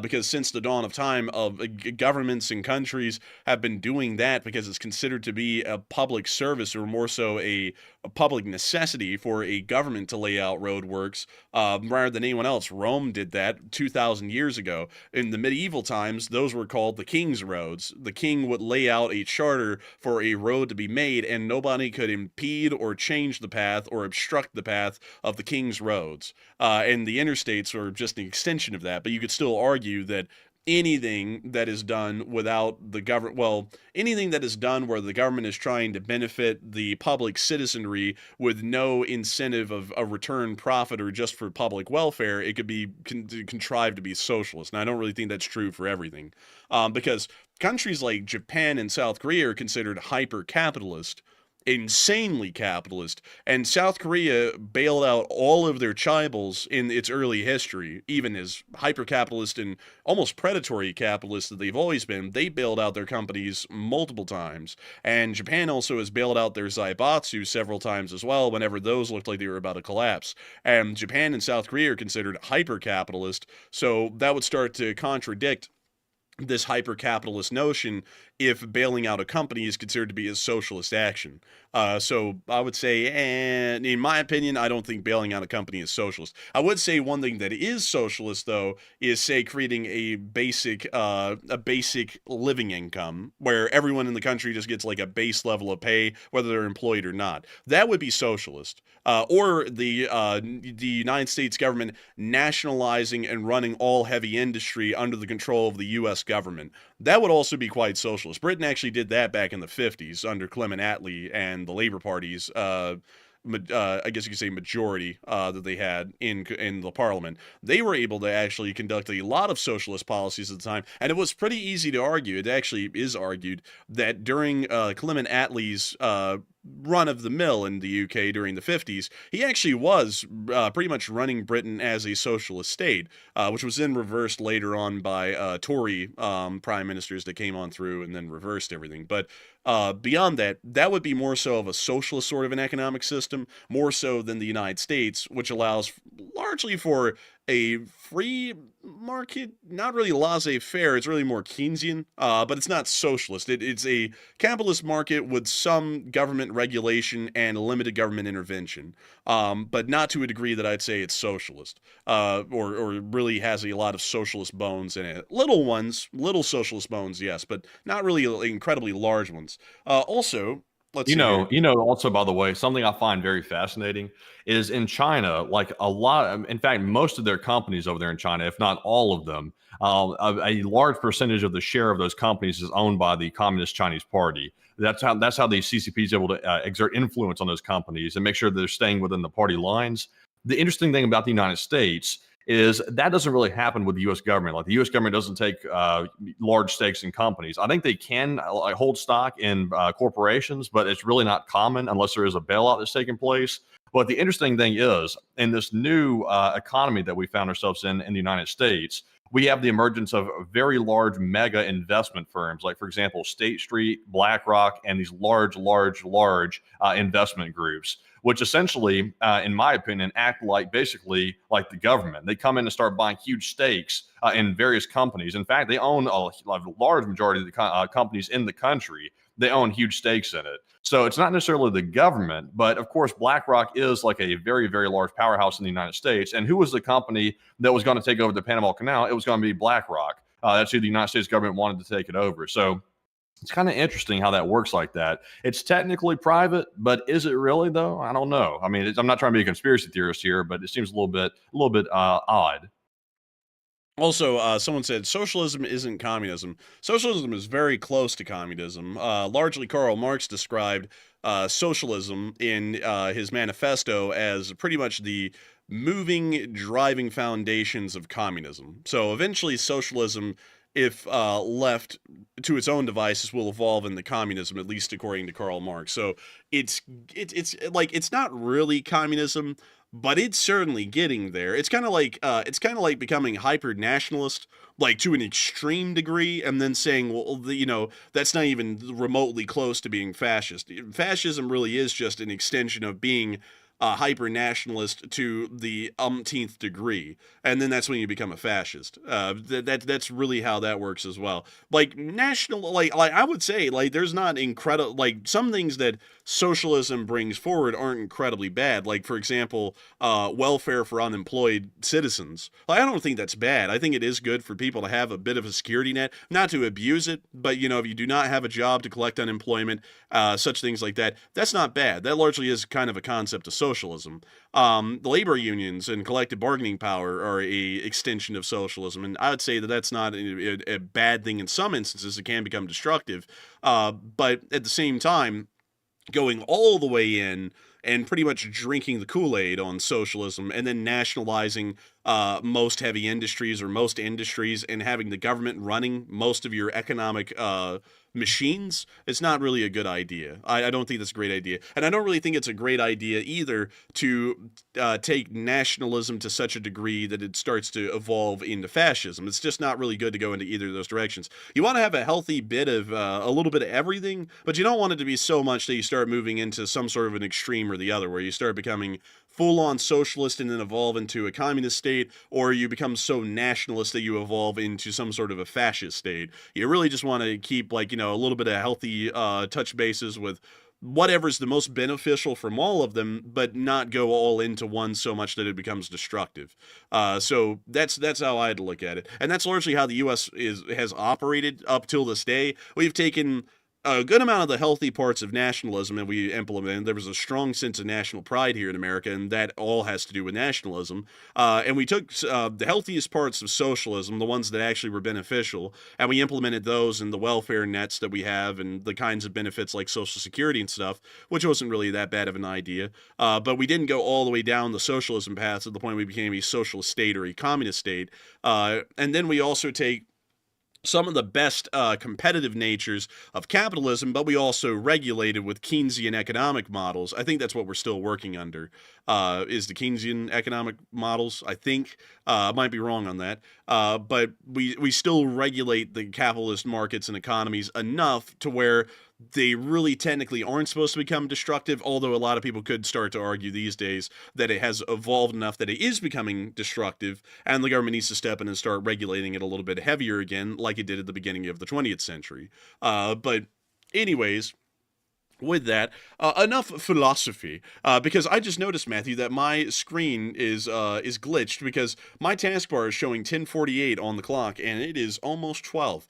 So we're going to keep this thing rolling. And so with that, we are on to the next one.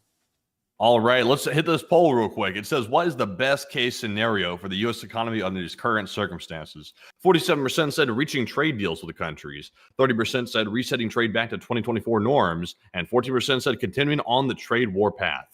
And really, honestly, I'm not sure if it's possible to reset it back to the 2024 norms because the damage has been done when it comes to the trust of the European Union towards the United States and also, for example, Canada and Mexico. I'm not saying, and some people are going to say, well, there was a trade deficit. There was problems that needed to be solved. It is true. I agree with you. There are problems that need to be solved between the trade agreements. There were problems, but at the same time, though, I still would say that going this direction by basically starting trade wars with these countries was not the really way to solve it. At least initially, it wasn't. So I would say that probably reaching deals with other countries is probably the only way forward. I wouldn't continue on this trade war path, though. Like, this is only going to be destructive. They need to reach deals as fast as possible and try to get this thing under control quickly. So I'm with the 47%. But Enforcer, what say you? I would say I'm with the 47% as well. Reaching trade deals with countries is an important thing that we need to achieve. Maybe we aren't being treated fairly in some trade instances, but that doesn't mean that we go through with a sledgehammer and start destroying the global economy and the U.S. economy to try and fix it. Because that doesn't fix anything, that just makes our problems worse. So I would say that reaching trade deals with these countries would probably be the most beneficial thing, but I do not believe that there's a way forward on the trade war path. It's going to lead to destruction for us and them. So with that, I hope that does address that well. Also, Dale Miller said, socialism and communism are different. Socialism, for instance, seeks to bring equality to the means of production to the working class. That's like literally the definition of communism, according to Karl Marx, man. Like, they're like, if that is the difference, there is no difference, because that means socialism and communism are literally the same thing. Because communism, in its end form, is supposed to liberate the proletariat from the bourgeoisie by seizing the means of production and creating an equitable classless system where the workers control their own work and labor. So that if that is your definition of socialism, that is the same definition that Karl Marx had for communism. So that means that they're almost one and the same at that point. That's at least according to your definition. But with that, we are on to the next one. And our next super chat goes to Marion Deemert, who puts in a $20 donation. And thank you very much, Marion, as well, for always supporting the channel and coming in big league. And we appreciate that. Marion says, Slav Ukraine, Herom Slava, too much gold, tacky. And Slava Ukraine, Herom Slava. And if you're talking about Zelensky's office, I thought it was tasteful. I thought it was really tasteful. I like Zelensky's office. It actually looks pretty ritzy. But I do thank you for the support and helping this channel to keep on running. And with that, we are on to the next one. And our next one goes to Rob McGuffin, who puts in a 14. And thank you, Rob, as well, for that support. He says, what is with all the Chinese military generals being purged or disappearing? One general was in charge of the forces dealing with Taiwan. So, great question. There's a whole thing going on right now in China in between the Chinese Communist Party and the PLA, which is the People's Liberation Army, which is their military, where the PLA isn't ideologically lining up with the CCP. The CCP is filled with Xi Jinping loyalists. And generally, Xi Jinping is about as influential a figure in China as Mao Zedong was, at least in their communist history. So with that in mind, the PLA is more so Maoist in nature. They're not really loyal to the ideas and thinking or the laboratory of ideals of Xi Jinping, as they would put it in China. They are more so loyal to the original Leninist or Marxist Maoist sort of an ideology that they were formed with. So there's been a bit of an impasse there because of that, to just kind of simplify it. And that's why we see that all of these generals keep getting removed, is that they are the Maoist loyalists, and they're being removed by Xi Jinping because they're not loyal to him. They're more so loyal to the original founding philosophies, the strict Maoist ideologies of Mao Zedong when he founded the country. So that's really why a lot of them are getting removed in the simplest form without getting into the whole difference of ideals. That's generally why the purges are going on. So with that, I hope that does address that the best I can, and I thank you once again for the support and helping this channel to keep on running. Because if it wasn't for folks like you, we wouldn't be able to make this thing possible and keep it running. And with that, we are on to the next one. And our next one goes to Buzz Blades, who puts in 10. And thank you very much, Buzz, for that support. He said LSA and take one from the chat. And I got to thank you so much for the support and helping this channel to keep on running. And LSA, and we will make sure to take one from the chat in your honor. And so what do we got, Matthew? So this one is going to go to, let's see here, Kendrick Streetman, who says, what does the United States mainly export? The United States actually exports a wide variety of things, but I think one of our main exports is actually oil. But let me go find the U.S. export map, and I'll show you all of the things that we export. We are probably one of the most diversified economies in the world. So this is our export chart, which is so much more different than Russia's. Yeah, it looks nicely spread out, actually. Like we're not too heavily invested in one particular industry. Yeah, actually, interesting enough, I was actually entirely wrong. Oil actually makes up the largest chunk. So I was kind of technically right. It makes up 4.3% of our exports. But let me get this larger for y'all so that we can see it a little bit better. Petroleum, bituminous, distillates, except crude. Not crude, though. Let's see. This is petroleum. That is natural gas. This is anthracite, which is coal. This is oils, petroleums, bituminous coal, kind of, sort of, or coal gas. And then this doesn't include crude, which crude would probably be one of these smaller things down here.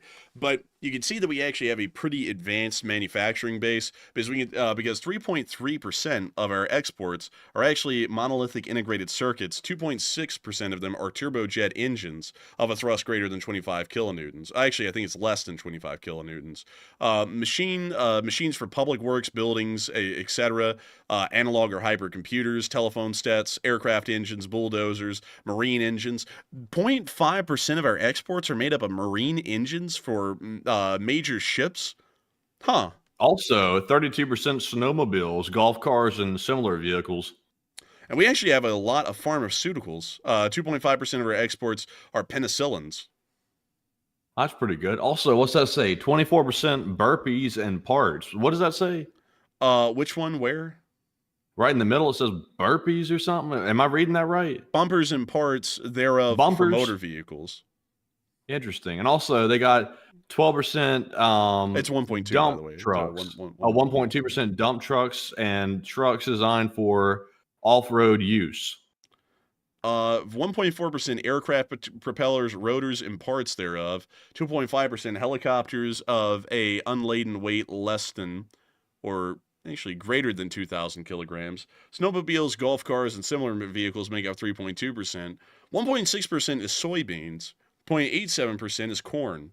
0.3% is almonds. Let's see. Waste. So some of our stuff is cast iron. 0.6% of our exports is cast iron. But a very diversified form of an export chart.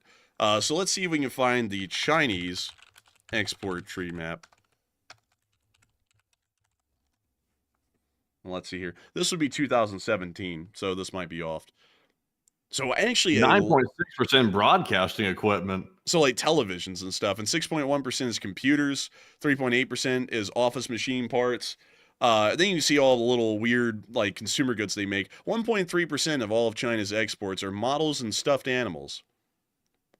I've actually contributed to that. I have as well. Like, honestly, 1.1% is light fixtures. 1% is seats. 0.5% is sports equipment. 0.8% is video and card games. That's interesting. Let's see. It's 0.81% is cute sweaters. Where does it say that? Down in the left corner. I can barely see it. Knit sweaters. Knits? Okay, knits sweaters. Knit sweaters, like knitting, like not knits. Like it's not some guy named Knit like making sweaters and it's knit sweaters. Knit. Whoa. This guy Knit, he's making a lot of sweaters. Call him a nitwit. Whoa. but let's see. Honestly, man, their export chart is not as diversified as ours. No, it's really not. Yeah, it's really interesting. We actually export a lot of like equipment and things like that, and also, honestly, large ticket items. Actually, that might explain why we can, have such a large GDP, is because we're selling big ticket items a lot. Dude, all of this over here in like this lighter, like poo-poo brown color right there, that's apparently like jewelry, because this says 1.2% gold powder, non-monetary, 0.5% is diamonds unsorted. I actually didn't know that we had a fairly large jewelry export business. Yeah, it's kind of fascinating, actually. Honestly, man, these charts are always wildly interesting to me. I wish we could read the smaller boxes and know what they were, because it's very interesting to know what where our money comes from trading with people around the world. But really interesting stuff. Like 0.4% of our exports are instruments. I think it means like medical instruments or something, I think. It doesn't really specify, so yeah, it might be medical instruments. I would think that it wouldn't be like trumpets or anything, you know? That would be weird. Maybe it is, though. But still, very interesting stuff. But there you go. Also, Joel Gillum said, this chart looks like a Lowe's color match. Yeah, it does. It actually has that many different colors on it. Shows how diversified it is compared to China's, which is really just like broadcasting equipment, clothing, miscellaneous items, and then a whole bunch of little tiny things. We actually have a fairly broad selection of things that we make, so pretty cool. But anyways, with that, I hope that addressed that well, and I think it wants to give her support and help this channel to keep on running. And with that, we are on to the next one. And our next one goes to Thomas Kruger, who puts in a 10. And thank you very much, Thomas, for that support. He said, another reason for the EU to seriously consider upping trade with China is the EU may believe China may be able to blunt Russia's aggression in Europe, and war would be bad business for China. Maybe so. That might be a thing. But I would say more so that Europe is more so just forced by economic necessity. The economies just don't really have time to sit around and wait. Waiting costs money. They have to be able to find a stable, lucrative partner to trade with, whether they would curb the war in Ukraine or not. But that might be a factor. And so with that, I thank you so much for the support and helping this channel to keep it running. I hope that does address that well. And we are on to the next one.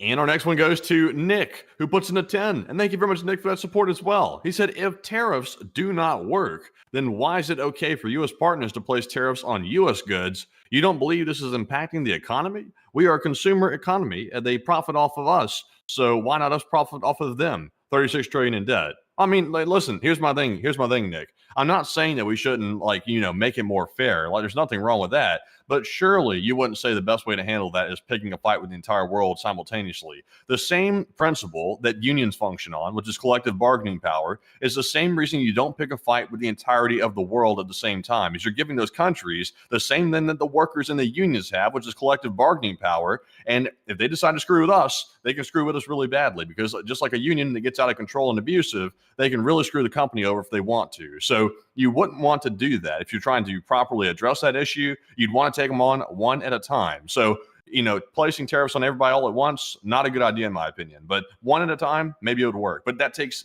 time and that takes patience, which is something that we're lacking right now. But Enforcer, what say you?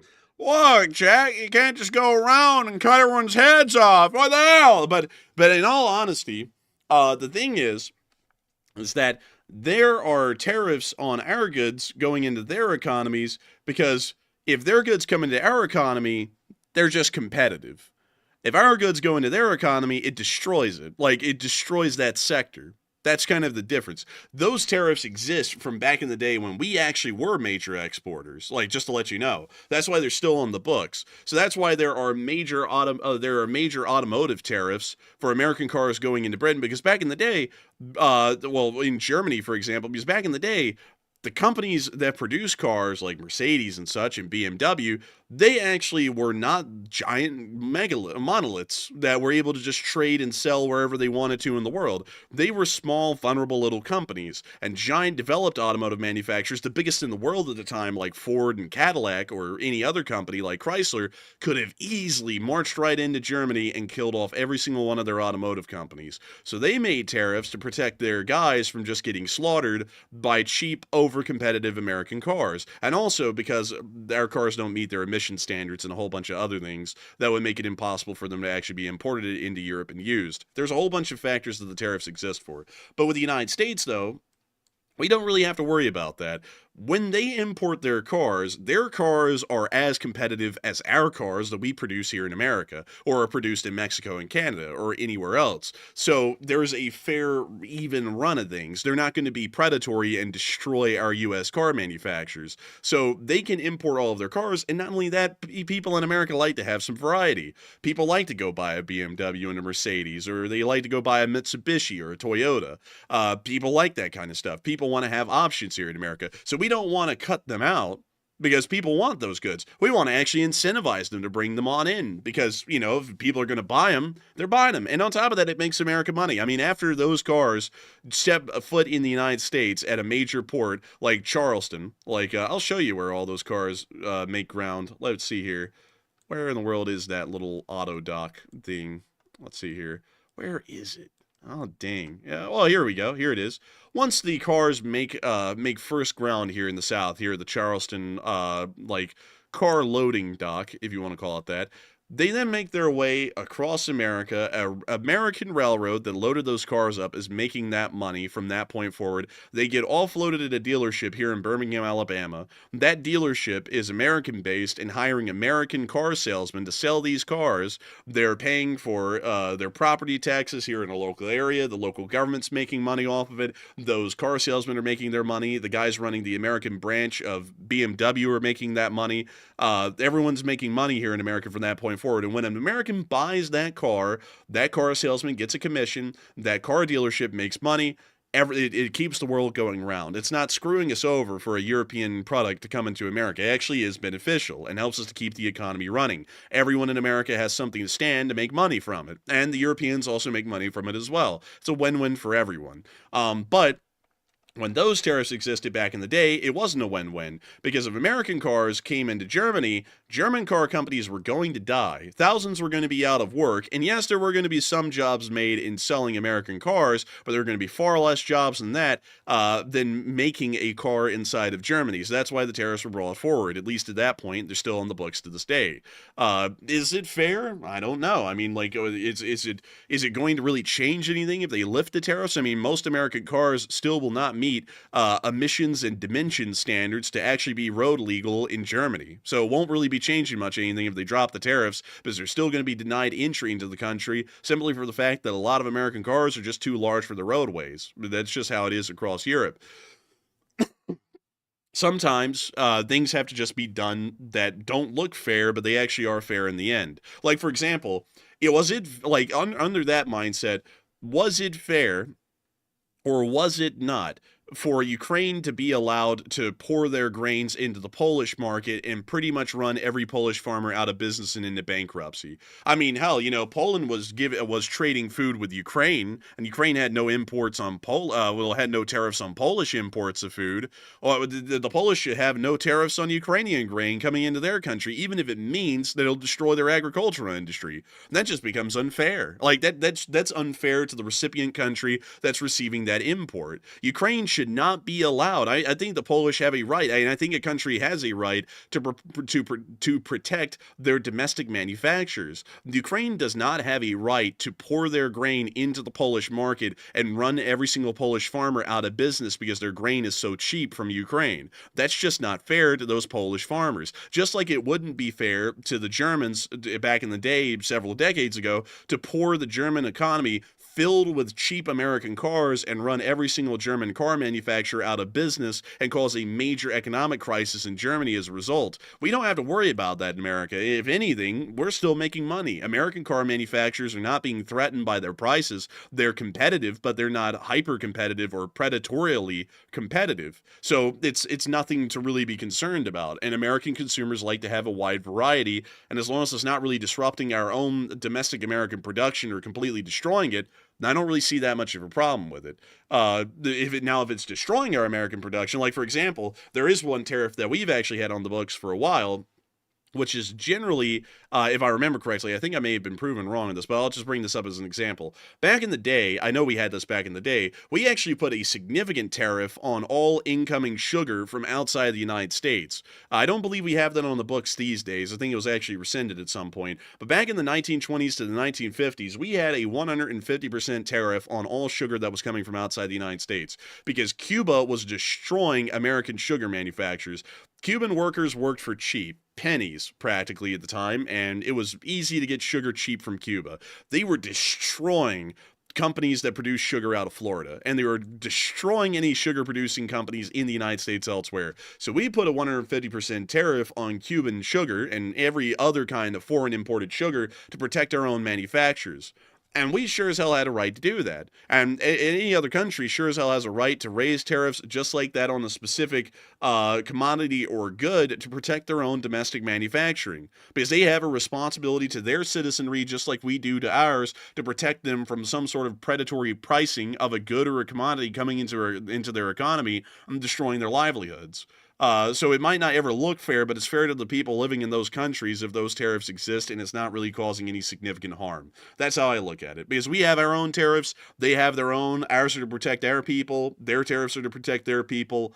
In general, that's fair. So with that, I hope that does address that well. And once again, I'm saying, and once again, I want to move this around because as far as trade with our allies, in most foreign policy things with our enemies, we want to be unfair. But with our allies, like the Europeans, we have to be fair because we're operating on a level of trust here.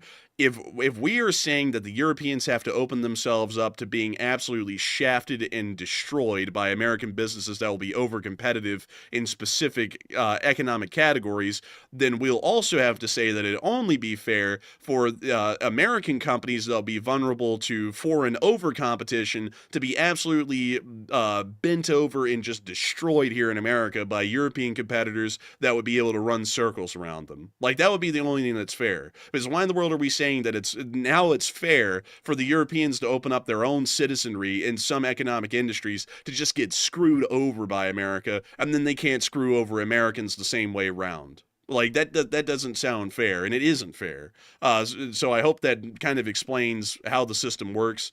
And of course, some things need to be renegotiated. Sure, I will concede that. But we can't act like it's a one-way street where they can get screwed over and their people can get screwed over, but then our people are going to be insulated and protected. That just is wildly unfair. So with that, I hope that does address that well. And with that, we are on to the next one. All right, and real quick, a random poll question. It says, is America's auto industry able to stand on its own, or will the U.S. consumers prefer the foreign cars?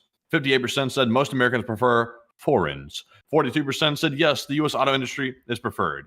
And just to give you a rundown, I believe our biggest one is Ford. Then we got Chevy, then we got Dodge and Jeep, Buick and Cadillac and GMC and Chrysler. And also Tesla. No, I can't forget that. So we have all those car companies which are American. I'll be honest with you, out of all of them, the one that is the strongest is definitely Ford. Ford went really, really big, and they are very successful. The runner-up would be Chevrolet. But between all of them, I'll be straight up honest, I'm not really the biggest fan of American car companies. Not because I'm not patriotic. It's just I don't really find the cars to be very compelling. Ford makes some interesting ones, like the Raptor's pretty neat for a truck. GMC makes some pretty cool ones, which is, of course, like the Yukon SUVs and things like that. But nothing super compelling, honestly. I would just say, honestly, the most compelling thing they've had was with Dodge. They had the Hellcat, that was pretty cool. And with Ford, they had, let's see here, the Mustang, like the top end Mustangs, those are pretty neat. And maybe like the GT Shelbys, those are pretty neat too. The Ford GT was also cool, but that was like a hypercar type deal, very limited.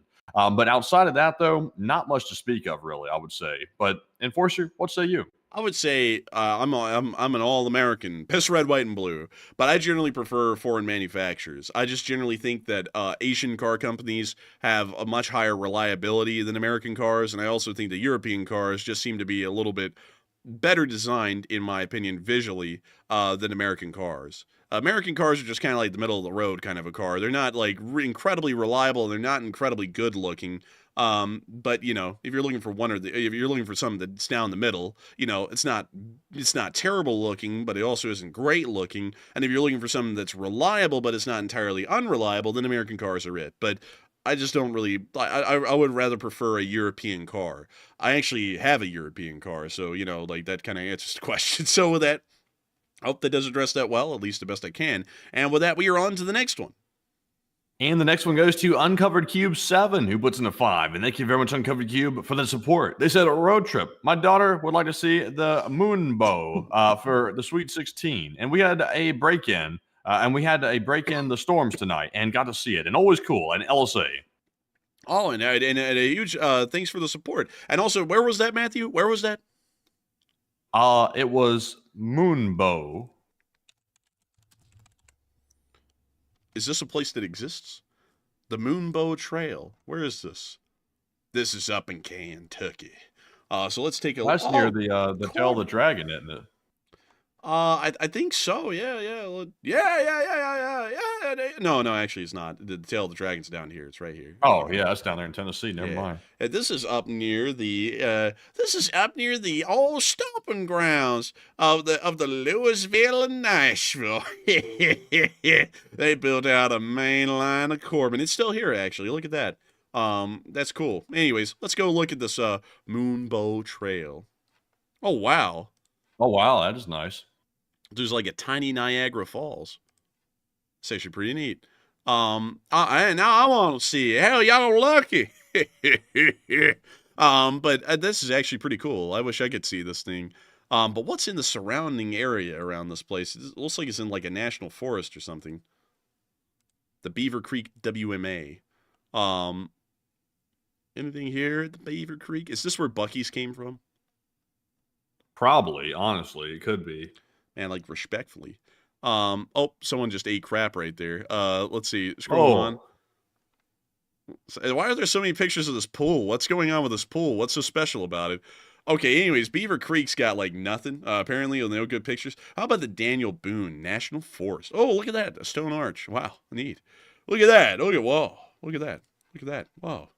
That's beautiful music here in this forest. Why don't you stop playing that beautiful music? But look, a ski lift that's no longer, maybe running still? I don't know.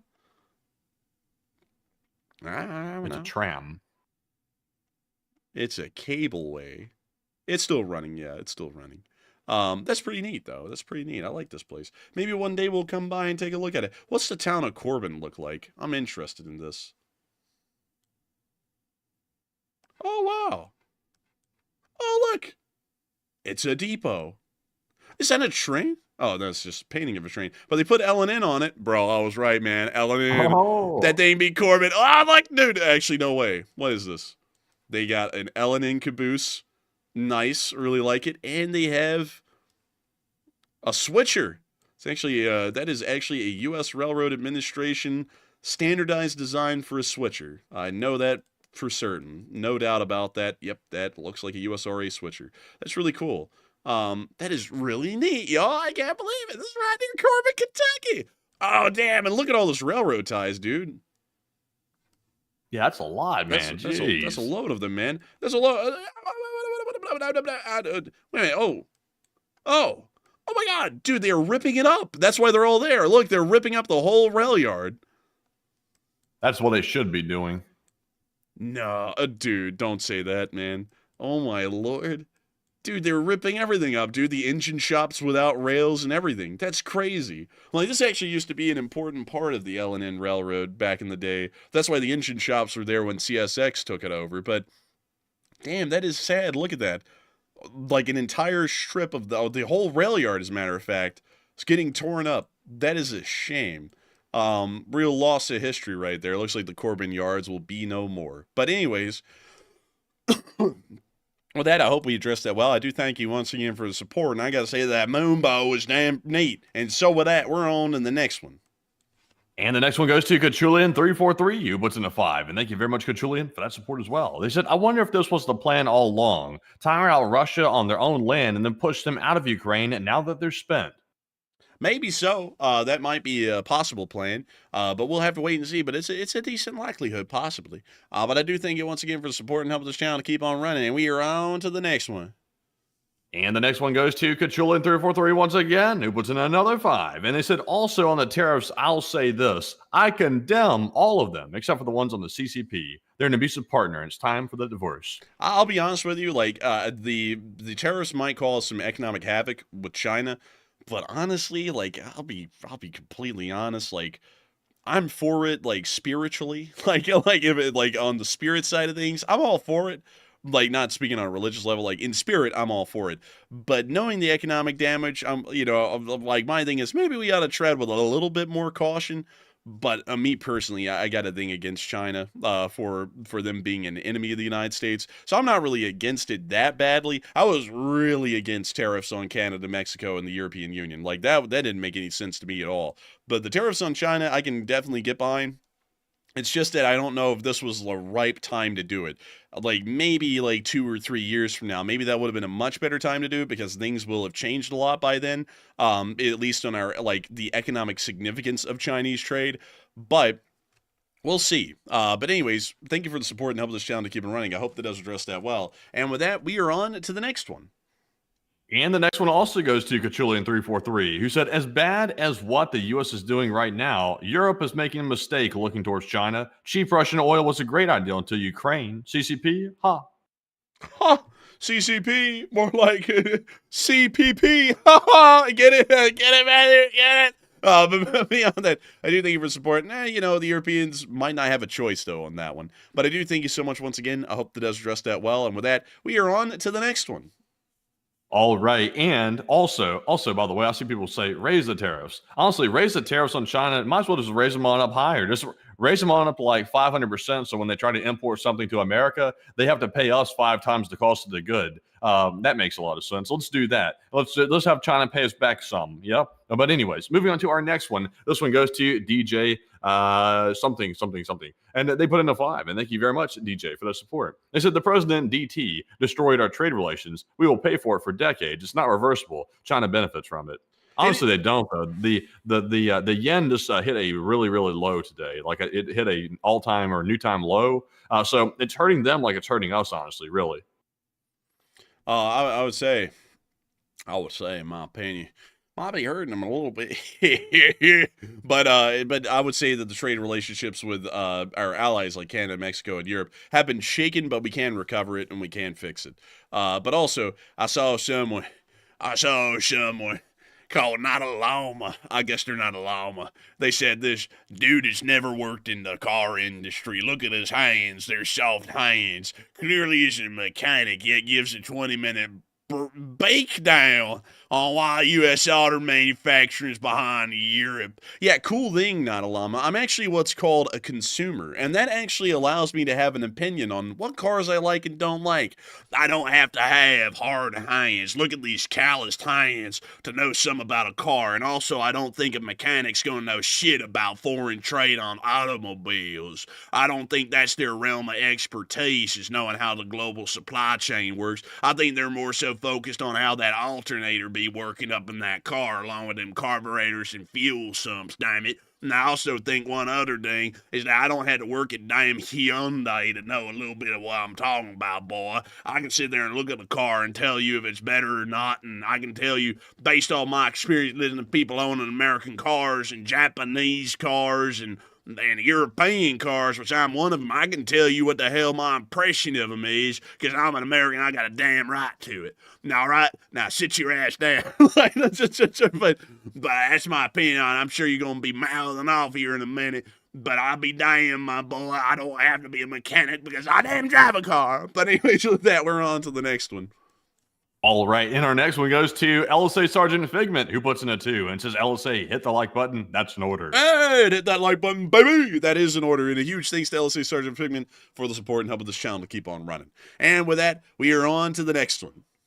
And we also have a $1 super chat from Dubstep Kids 801, as well as a $1 donation from Plazoth. And thank you both very much for that support, and we appreciate that very much. And guess what, guys? You're going to be bringing us right into the live chat question segment. Because we're now fresh out of the super chats. But once again, thank you all very much for helping keep the channel running with the super chats, which, of course, like we always say, that is the only thing that keeps these streams running, and we appreciate all that support very much. So it's now time to thank our live chat viewers as well. And we have our Morse code decoders first. Tonight, Close Simonson, Mark Hodges, Earl Bernew, Kevin J., Paul Schultz, Dave Millsaps, Royal Fluffiness, Arabella Garbo, Jenny Dog, and Norm Pritchett. The Morse code says they are going to be going around and trying to pick up their own pieces. LLT, LSA. That's the sound of money, and y'all got that down on the nail, damn it. That was the right Morse code mission tonight. Go! Y'all keep on getting that thing right time and time again, and I gotta say thank you all, thank yous, for getting that correct on the 1,142nd day of the war. Because it wasn't for folks like y'all, we wouldn't be out here with that thing each and every day, by God. And so with that, I gotta say, thank you once again.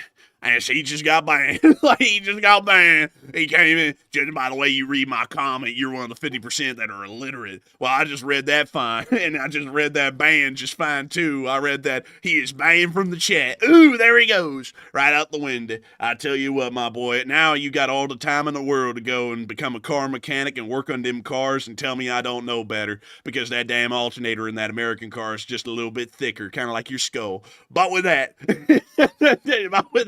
it's time for us to move on to the next one, by God. We got another super chat. But I'll tell you this, Matthew, we're starting to run. We're starting to run a little bit overtime, boy. No, I wish I could whistle louder. But we got to get on in them live chats, my boy, after this super chat right here. What we got, Matthew? What we got? All right, so this super chat goes to none other than Danny B. It is Chef Danny in the house once again tonight. It's good to see you, Danny, there, and thank you very much for that support. He said, good evening, Enforcers. Chef Danny here. I actually took today off, and I don't that much, and I didn't know what to do with myself, so I did admin work for my catering and cleaned my smokers and my grills. Oh, nice. Oh, well, they did a little bit of R&R and a little bit of cleaning. That's not bad. Sounds like a good day, honestly. We were strapped today with work. Being entirely honest with y'all, because we had to file our taxes. That took all damn day today, and that was exhausting, actually, mentally. But it's good to hear that you had an easy day off. And remember, folks, make sure to file your taxes. You always want to make sure to pay Uncle Sam his fair share. I heard this rumor, Matthew. I heard this rumor that the government wasn't going to be taking our money this year. But you know what they're doing? They're taking our money. They're taking it again. I don't really like it much, but we got to do it because I'm scared of them, actually. But beyond that, I do thank you for the support, Danny B. And I got to say, it's not bad to hear that you did admin work and was cleaning your grills and smokers. Because you always got to keep them clean so that way when you're cooking, the meats come out a little bit better.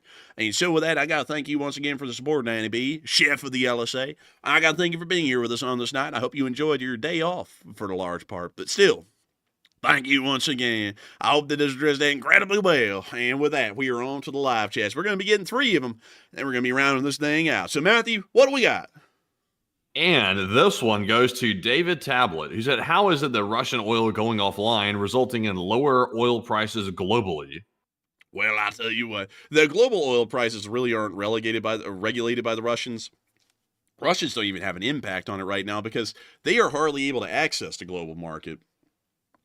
But in the little tiny sliver that they are, those dropping oil prices largely are affected by factors outside of their oil production and oil shipping abilities. So that means that the little trickle that they're able to export, they're making a lot less money off of it. So that's kind of how it's working. So they're decreasing their production, meaning that they're decreasing the amount of voyages that they can make to sell their oil, and the fewer voyages they're making, which are already making less money, are now producing less money because the cost of oil is also lower. So they're making less voyages and the oil is cheaper, meaning that they're making hardly any money compared to what they were making about a couple of months ago. So with that, I hope that does address that well, at least in my opinion. And with that, we're on to the second to last question of the night. All right, and this one goes to Sharon Mack, who said, I heard that there's more money than weapons available to buy for Ukraine. And is there a weapon shortage? And if so, why is Poland holding back the goods? There's always a weapon shortage, actually. Whenever a war is going on, that's the one thing that they're running out of. There's never a lack of manpower, really. There's always just a lack of guns and equipment. But yes, there are actually less weapons out there than Ukraine could buy. So they have to kind of place in orders and then have them produced. That's kind of how it's always been, though. You have to kind of like place the orders and then have them produced in pretty much specialized batches. But that's what's going on right now. And so I hope that does address that well. Thank you once again for asking a very interesting question. With that, we are on to the final question of the night. So Matthew, who's that lucky last person who asked that lucky last question of the night? And that viewer is Dalton LMAO, who says, what is y'all's view of limited tactical nukes and how they would be used if World War III broke out? Thank you. Well, I thank you for asking such an interesting question. You also type that like you're one of those people at one of those fan meetups. You know what I'm talking about, Matthew, where you go to like that Star Trek meetup and they give the microphone to the guy and he's like, yes, in season 7, episode 9, I saw you in a uniform that I never saw before and it had a crinkle in a weird spot. Can you explain what that was? Thank you. like that was like how the question was asked. But to answer your question, limited tactical nuclear weapon usage. is something that will start to happen if a conventional war starts to go badly for one side or the other.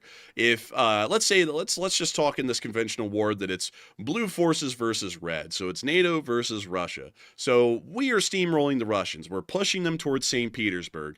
If St. Petersburg gets surrounded, this war is going terribly already, and they're about to lose. So what the Russians would do at that point is that they'd roll out the tactical nuclear weapons. And what the tactical nuclear weapons would be used for is that they would lob them off of the bottom of a plane towards a major supply hub or a major crossroads and nuke it.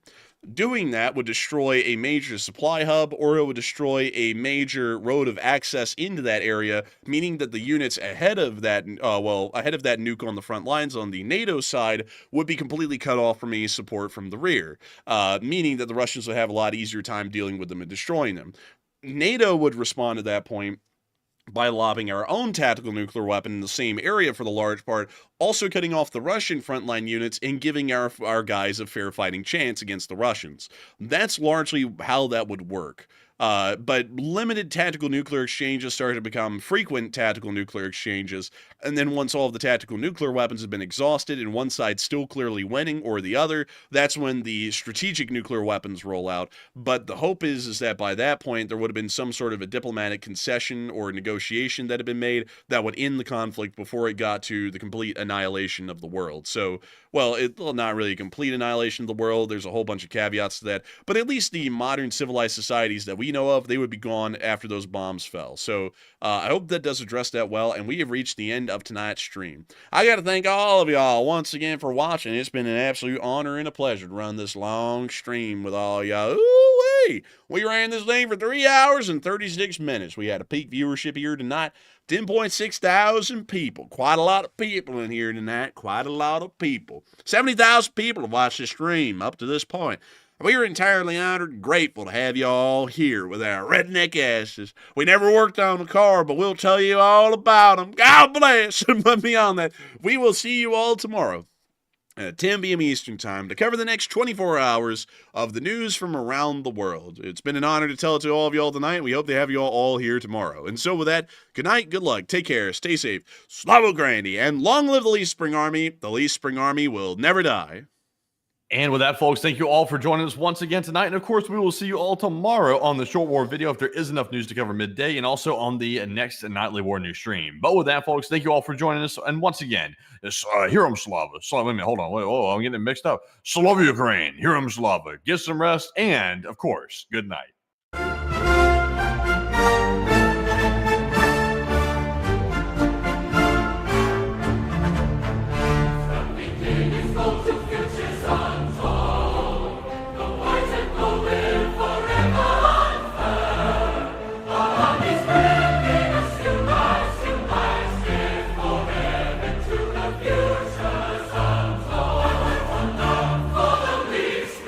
Army shall